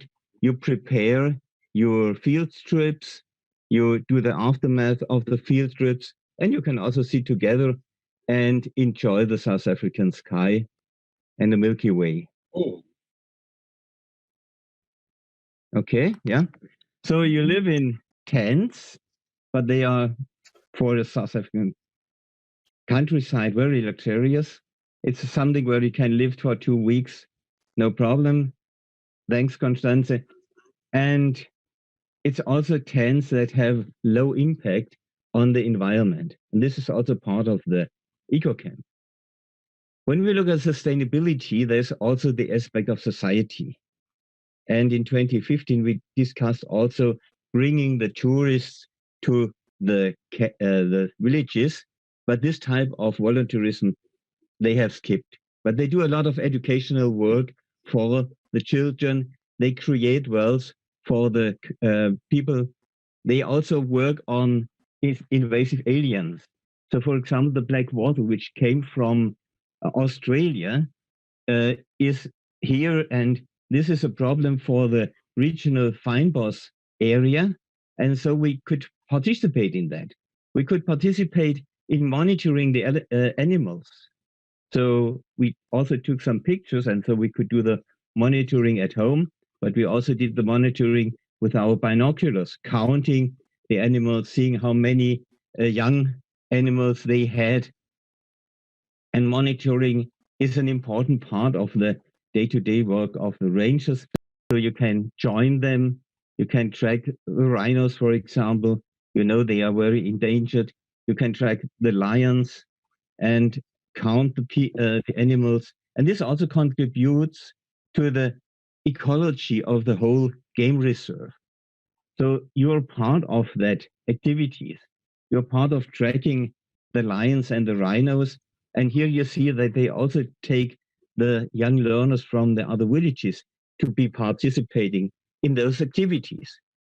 And it's not only work, it's really fun, and it's being part of it. And that's an important issue. Of course, we are not trying to get part of the food chain, but we will go to feed the buffaloes, for example.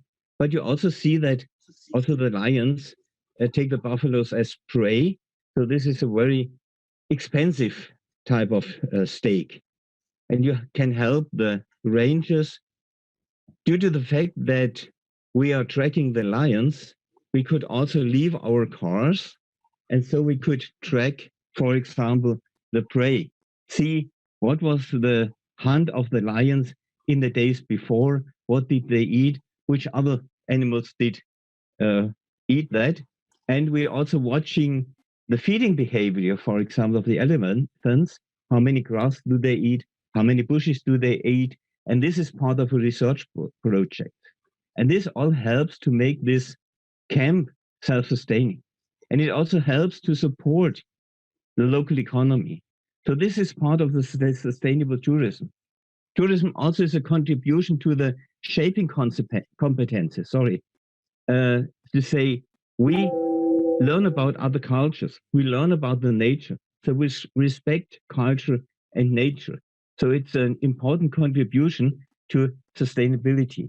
So we all hope that we can travel again sometime. So my message is, if you travel, travel responsibly and travel sustainably. And I hope that we will see each other again. Thank you. Wow, great presentation. Fantastic.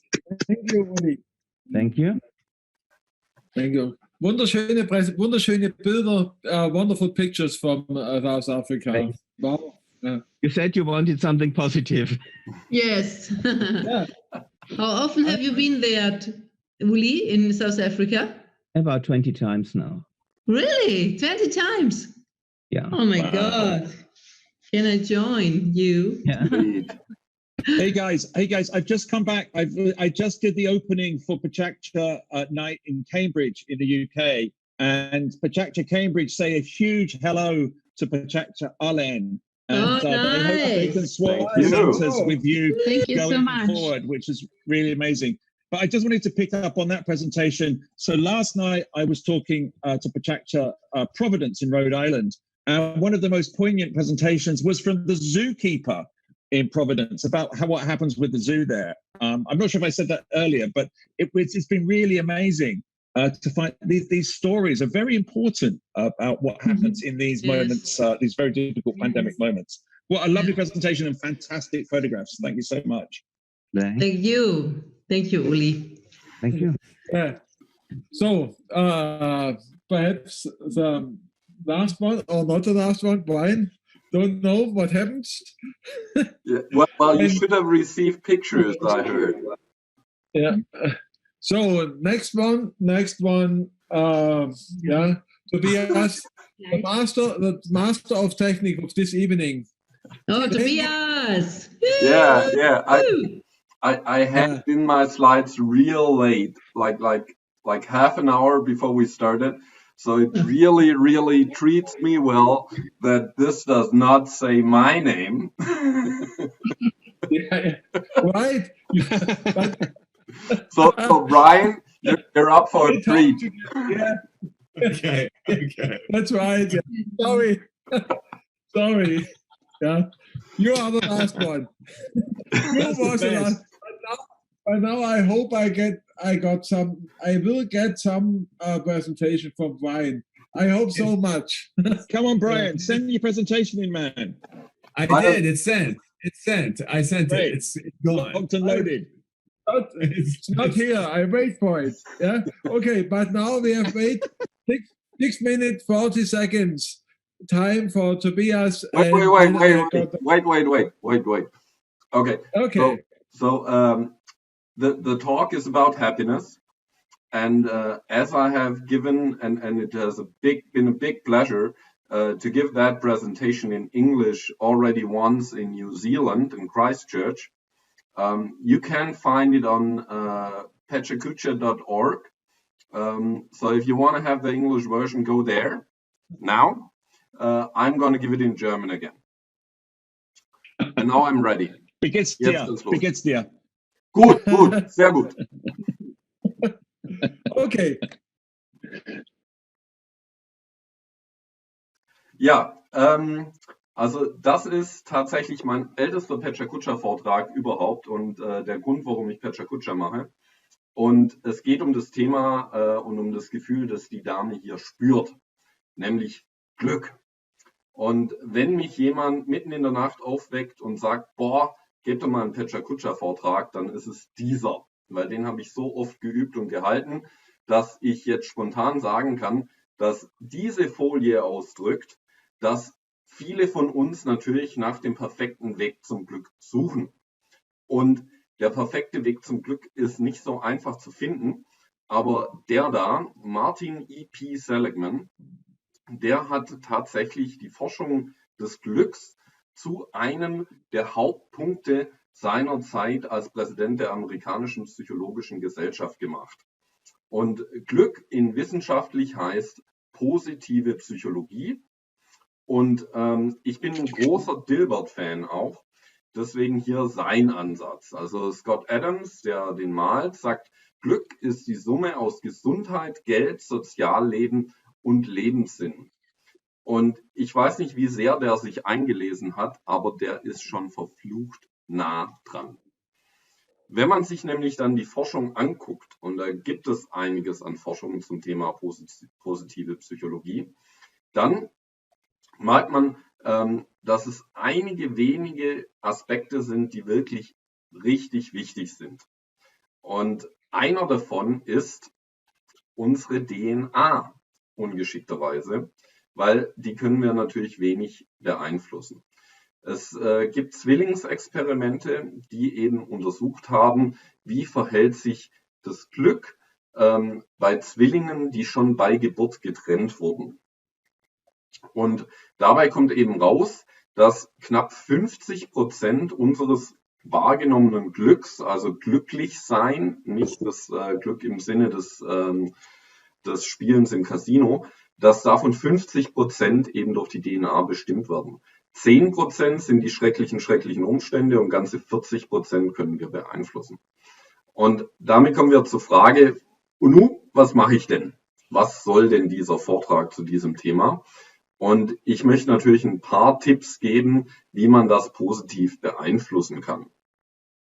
Und ein paar Dinge sind klar, ein paar sind weniger überraschend.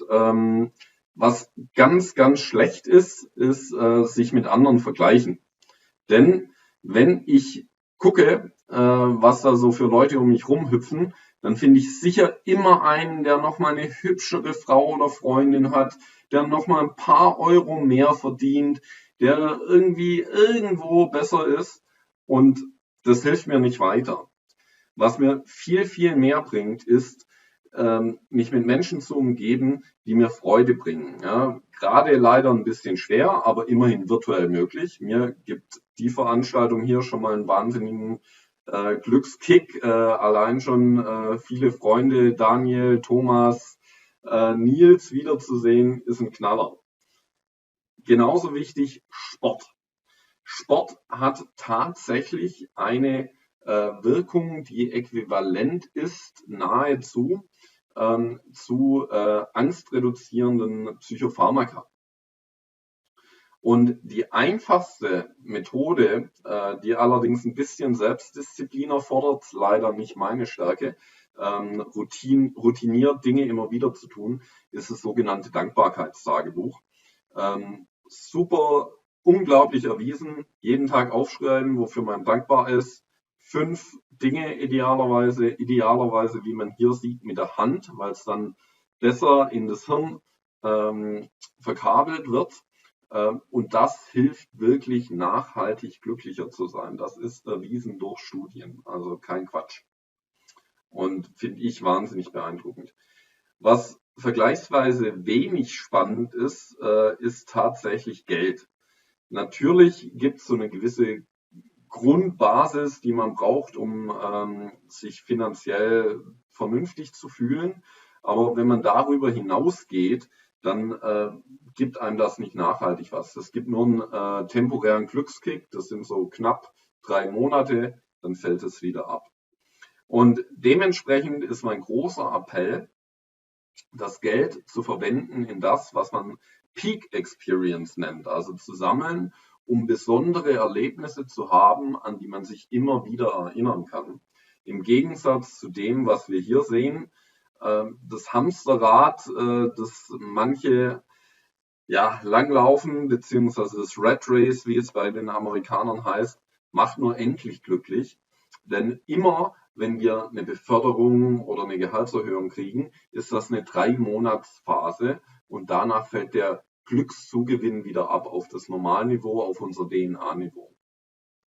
Und dementsprechend möchte ich mit diesem Vortrag auch ganz klar dazu anregen, vielleicht mal zu überlegen, ob es Sinn macht, dass das Zentrum des Daseins die Arbeit ist. Was allerdings sehr, sehr wichtig ist, sind Ziele. Denn Ziele, die machen glücklich. Nicht unbedingt dadurch, dass man sie erreicht, das sind wieder diese 3 Monate, die man einen Kick hat, sondern dass man Ziele hat, dass man einen Sinn hat, worauf man hinstrebt. Also das, wohin ich versuche zu kommen, dass ich einen Sinn in meinem Leben habe, wie das Scott Adams, der Dilbert Erfinder, in der Folie vorher auch schon geschrieben hat.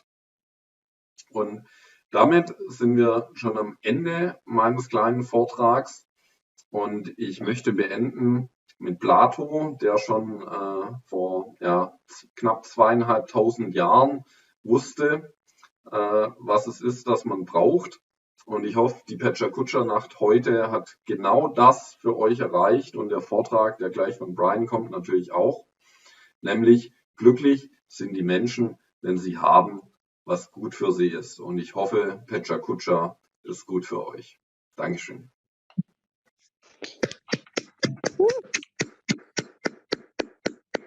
Super. Tobias, fantastic. Thank you. So, how is Brian doing? How are the slides of Brian doing? They're happy. They're happier because of hearing your presentation. Cool. There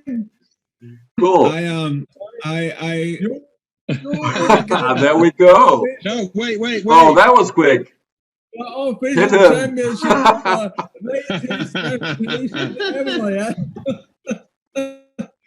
Brian, that's your championship. You are a champion, okay? The latest presentation ever. Okay. Ever for you.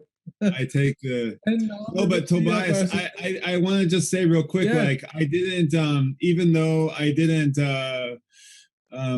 I can't speak German, I can follow the spirit of the images in Tobias's presentation. So that was very nice. Thank you for sharing that.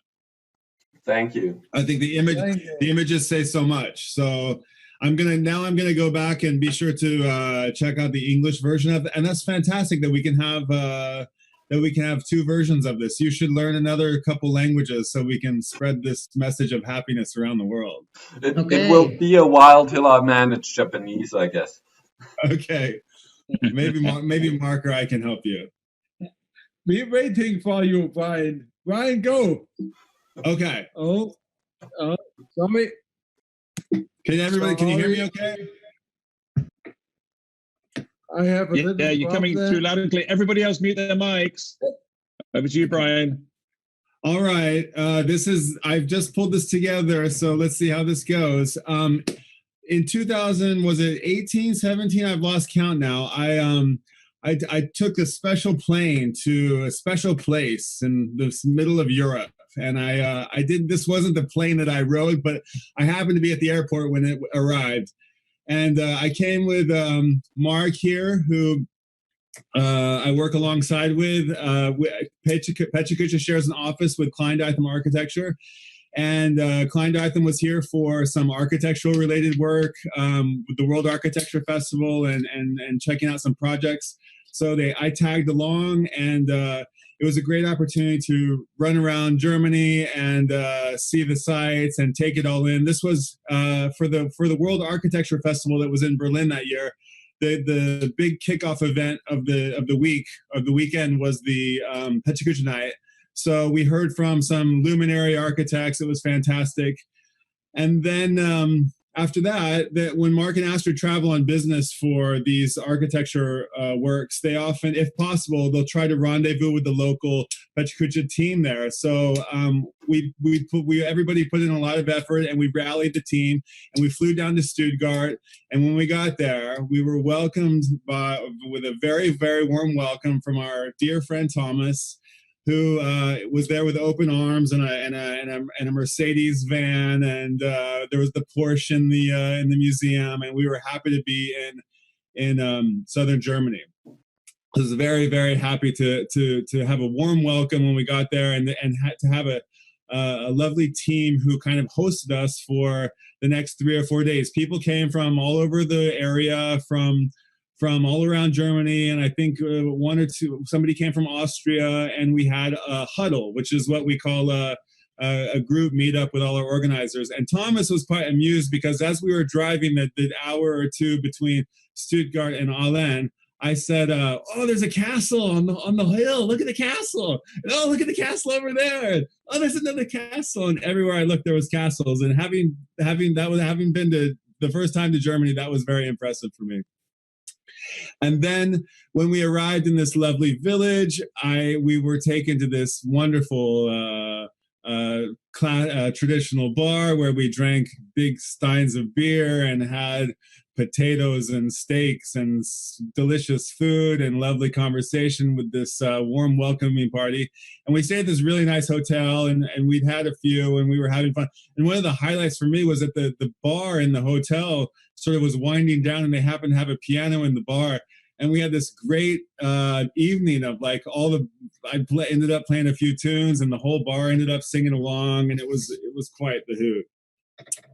And then for the next few days, we got invited, as Mark mentioned at the beginning of this thing, Thomas being a police officer, we had our huddle, or our little organizer meetup in the police station.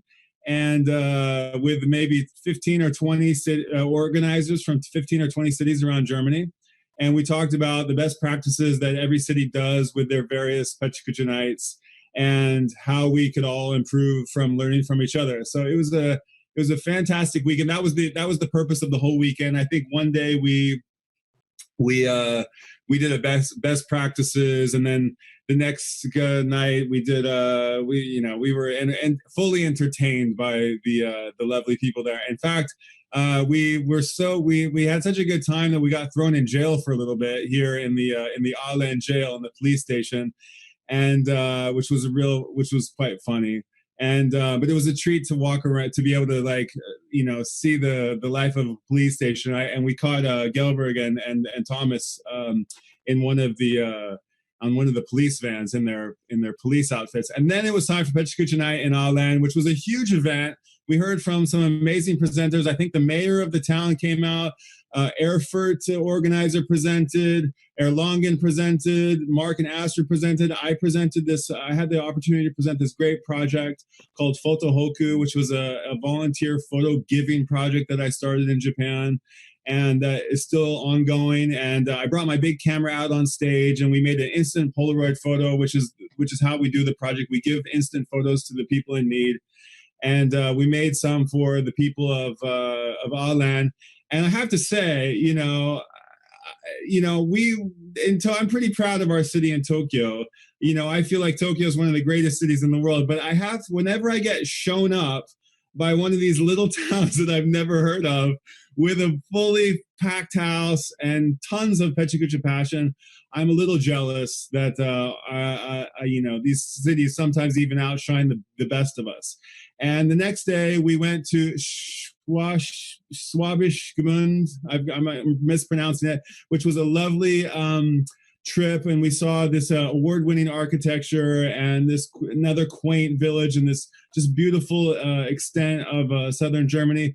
And then we were invited into Aalen Gelberg's castle, where we were fed that apple strudel that Mark mentioned earlier, which was so delicious and filled with butter and sugar and cooked the proper way, and heard the sousaphone, and just had a great time there. That was such a delight. And it made us, I feel there, I remember I went to the Taj Mahal once, and they said, I heard if you look back at the Taj Mahal before you leave, you're cursed with forever. It's pulling you back. You have to go back to see it one more time.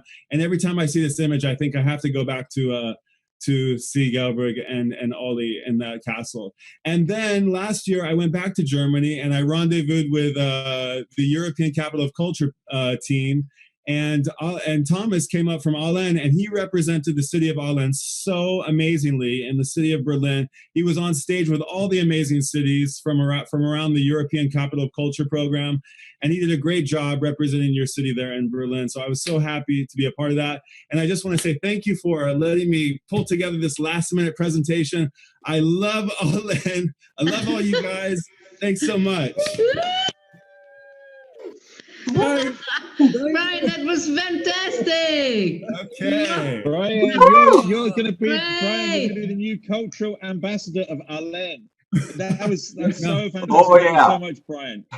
It was so easy, because it was such a, it's so easy when everybody's so nice and the city's so lovely and there's smiles everywhere. And I got my Thomas, I've got my Christmas market coffee mug here. And Thomas and I went to when the last time I was in Berlin meeting Thomas. We went to the Christmas market, and he said we had a couple of mulled wines. How do you guys Gluck wine, right? Happy wine, right?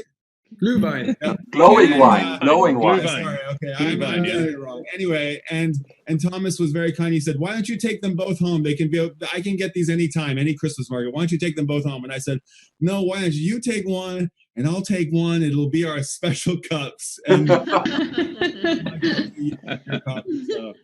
I'm having a little taste of Germany right now. Brian, we have to say big Cheers. thank you for this presentation.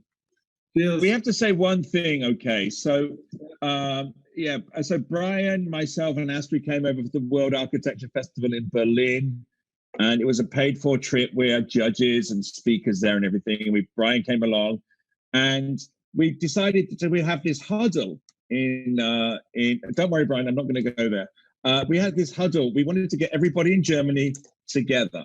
And Thomas has been a great, great friend of ours for many years, and Aalen's been very. So we decided that we'll have it in Aalen.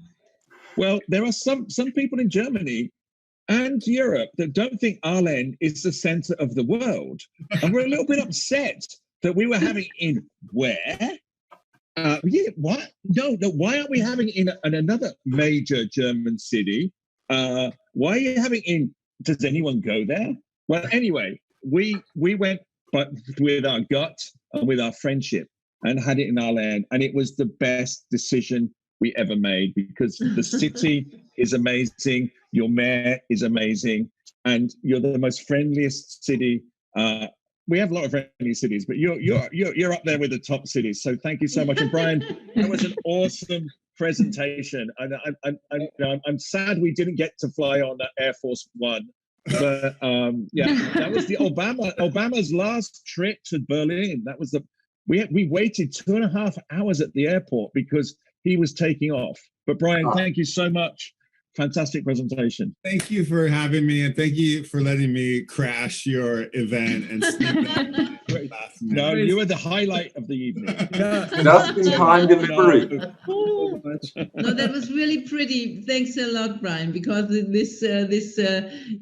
all these pictures from Aalen. This is really so cute, It's really, thank you so much. Amazing. Welcome to come back, both Mark and Brian. We're coming. When we can, when they'll let us out of Tokyo, we're coming. Yes. Yes. Come to Aalen. Where else? So sorry. What's about your trip to go to Tokyo, Thomas, in summer? Yeah, not this summer, but next summer, 2021, we will make it. Yeah. Okay, so Tokyo, I will Thomas. join you. Thomas, I texted you. What we did last time on one of these calls was go around all the speakers and ask them for like a couple of sentences, what they thought about tonight, or what they thought. Why don't you go around the Brady Bunch box and ask people how it was for them this evening, what their thoughts were? I'd be really interested to hear. That's fine. Let's do it. Yes. Gertrude, off you go. Tobias. Oh, you're just passing it on to me. Thank you so much. Yeah, well, I liked it a lot, and honestly, I've just been counting like how many people here I know, but I think it's more than half of the people, which I wasn't expecting. Like to reference a few of the calls, basically. Niels gave that talk in German back at the last Pecha Kucha in Aalen. Thomas has been a friend for many years in the Erlangen-Aalen Pecha Kucha exchange, of course, which started at the Pecha Kucha. What was it called? The event in Tokyo? Not huddle, but Powwow. Powwow. Exactly, the powwow. I guess 2015 or something. Yeah. And that's where I met Mark and Brian. I met back at that Aalen thing, and Daniel spoke about a startup program that he was the head of. I participated in that by accident, so it's yeah, pretty much like meeting a bunch of friends and having them give cool talks. So amazing. I loved it.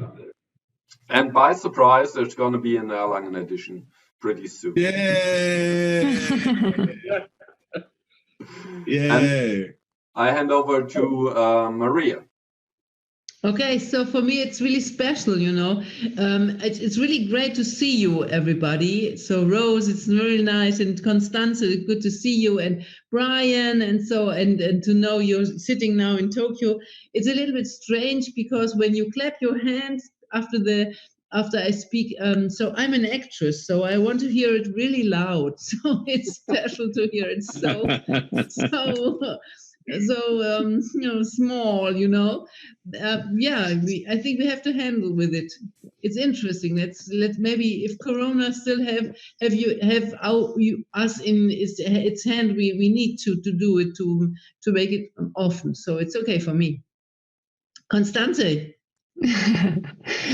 Well, I think we need to get used to it for a while, but I think what we learn is that we can learn even more if we use such formats, that we can get to know new people. Like I see Mark, for example, Tobias and Daniel, I haven't seen before, and I think that's a great opportunity. And I think we have a mixture later on, so that we have face-to-face events, and sometimes we just meet up in such a room and we have fun because we get used to it.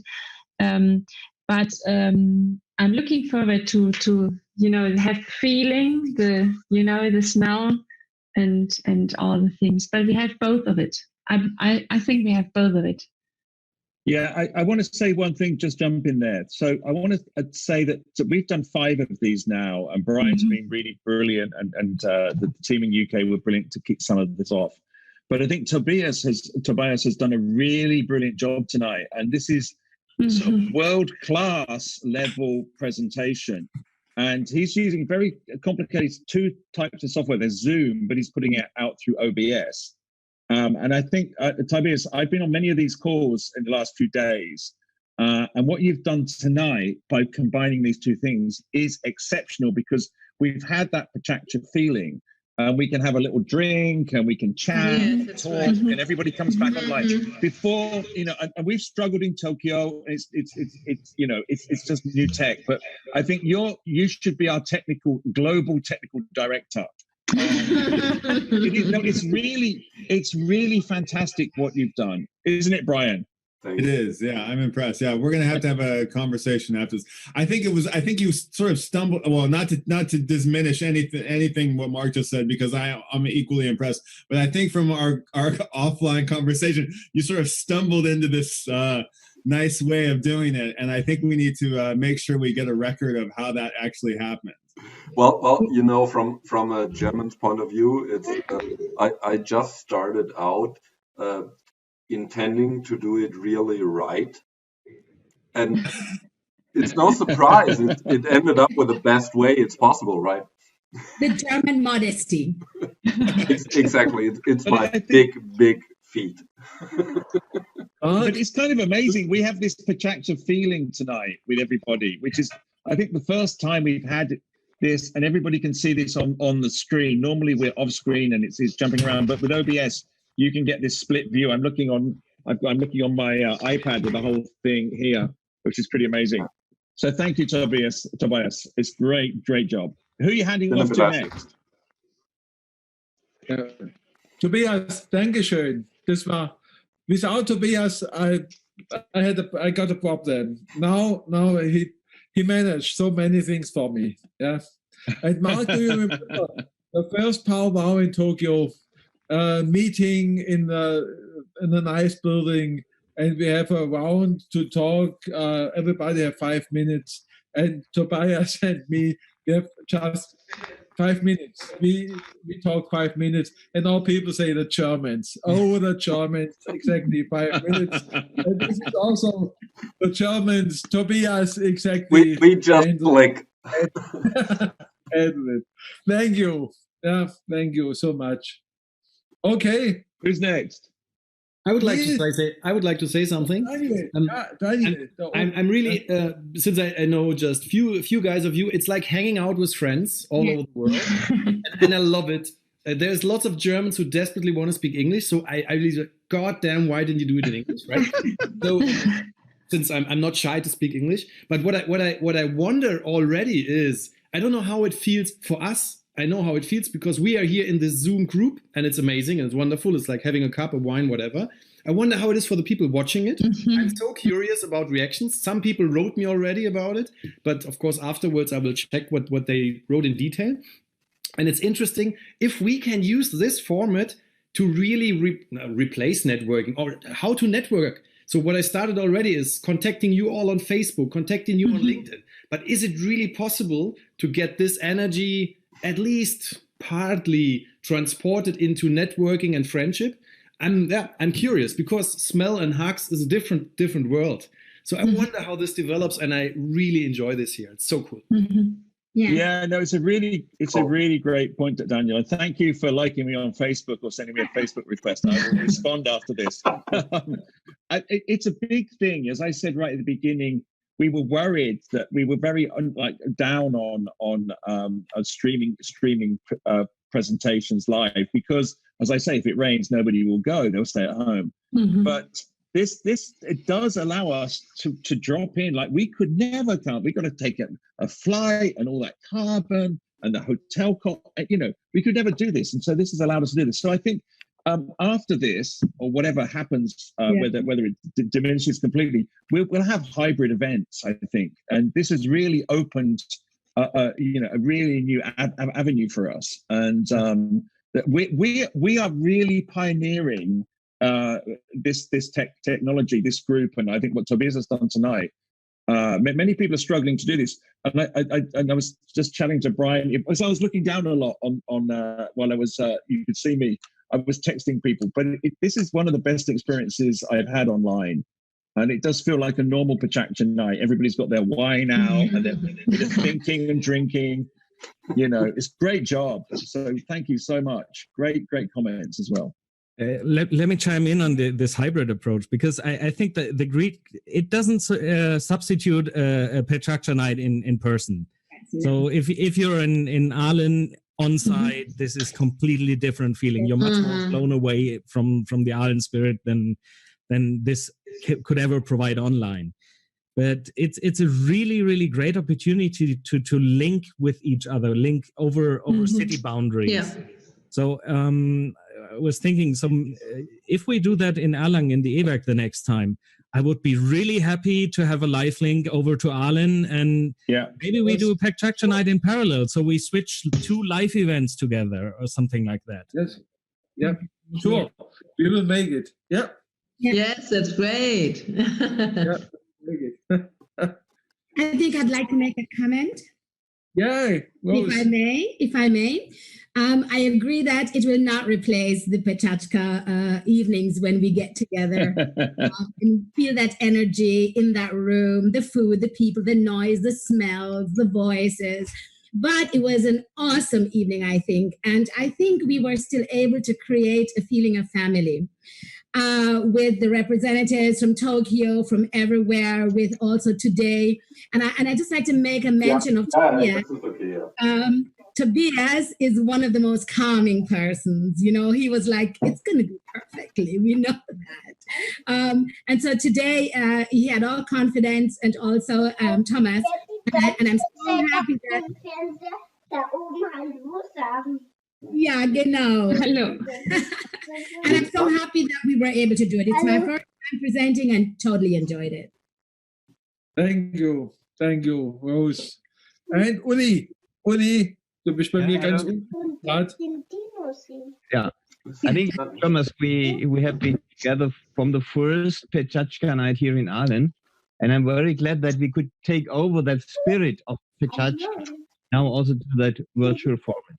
I think if we start with that virtual format, it would be a little bit boring. But with all these ideas of Pechachka, which we had before, for me, it was a really great event. I'm really grateful for organizing it and for all participants. And I'm really looking forward to the next real meeting, but also for the next virtual Pechachka night. Thanks a lot. Thank you, Uli. And just there's Jay Hill on YouTube saying this is his 4th international Pecha night this month, and he really enjoys that he's able to visit so many sites in 1 month. Super. Yeah, thank you, Jay. Jay is a really great supporter of Pecha. He runs Asheville in the US. He comes over to the powwow and has met Thomas many times, and Tobias and everybody. So thank you, Jay. And again, I think you and Tobias need to chat more about helping us push this out. And as I say, this is really groundbreaking things we're doing tonight. When you look at other people that are trying to do this, we've really hit the hot spot or the sweet spot tonight. Thank you so much. Thanks, Jay. Thank you. And we have to talk to Christine. Christine have to leave and now. Christine, wie war's für dich? Ich fand es super spannend. Ich finde es voll schön, dass auf YouTube doch so viele mitgeguckt haben. Also es sind schon mehr digital, als dass man gedacht hat. Und ich glaube, wenn wir das jetzt vielleicht in kurzer Zeit mal wiederholen, dann spricht sich's auch rum. Wenn wir es alle fleißig teilen, dann haben wir alle viel Spaß damit. Wie viele Leute waren es denn jetzt auf YouTube? Habt ihr eine Zahl? 55, glaube ich. Okay. Ja. Zurzeit sind es noch 43, also 55 zu während der Hauptzeit. Wir haben Hunger jetzt. Fine. Hey. What are you thinking about our event? Ciao, ciao. Ciao, Christine. Ciao. Ciao, Christine. Ciao. And I think we really have to thank Mark and Brian. It's 4 in the morning or something like that. Yeah, whatever, no problem. Brian, I know you guys don't sleep, but this is exceptional that you join in so late. I don't have anything to say. You guys, everything is incredible, but I do want to. I don't often get to flex my nerd credentials, and I see something in the Niels. I see something in the back of your screen. Just give me 1 second here.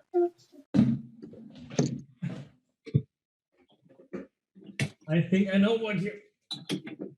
Wird schwierig, wenn du zu. Pulling out my.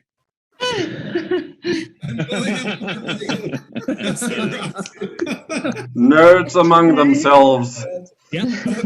So this is kind of one of the cool things that somebody did mention at one of the Pecha Kucha nights, is that one of the cool things about these online events is that we actually get to see creators where they create. We get to see when we see people on the stage, we don't really see them in the place where they read their books, or the place where they write their music, or the place where they build their ridiculous Lego Saturn V rockets. So that is another cool kind of component of this.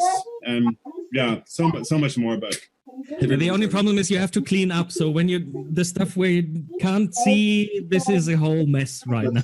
That's true. That is true. You gotta keep your camera just the right way. Yeah. Or like I did it, I just put a curtain, right?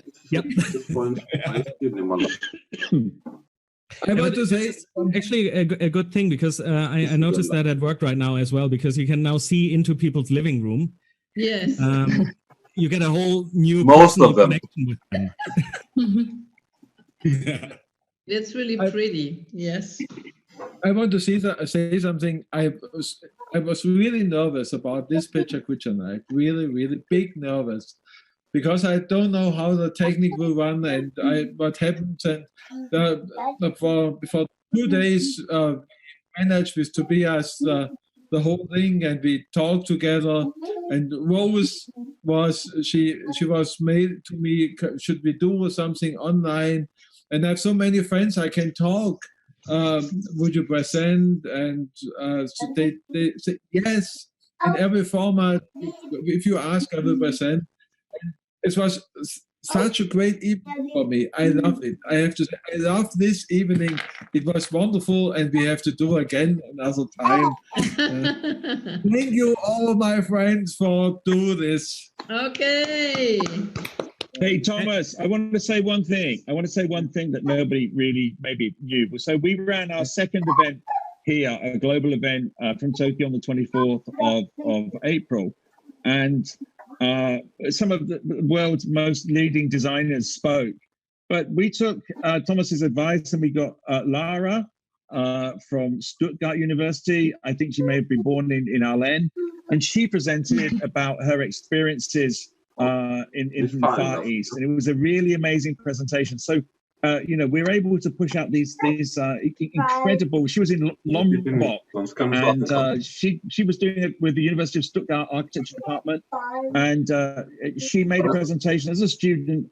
But her presentation was as strong as any of the global designers we had on the call. So, thank you for Thomas for curating her into the presentations. And again, Thomas, thank you and everybody in Aalen for this incredible passion that you put into Pecha. And we said earlier, I think that this is a new era of cities. I think that cities are more important than countries now. And I think that this pandemic as well, it's proven that we have to, the city boundary is more important than the country boundary. And it's a new way forward. So let's keep this going. I'd love for you to present at Pecha Online in Tokyo and Pecha Online around the world. And again, thank you, Tobias, for all you're doing. So great job, everybody. Yes. Thomas, the last words from you, maybe. No, I have to say thank you for you all, and for Brian and Mark. Good night. Go to bed. I sleep 1 or 2 hours. And for my friends, thank you for joining this Pecha Kucha and for being part of this first Aalen online Pecha Kucha event. Yes. See you again. Thank you. Bye. Oh, we have to do a group photo. Group photo.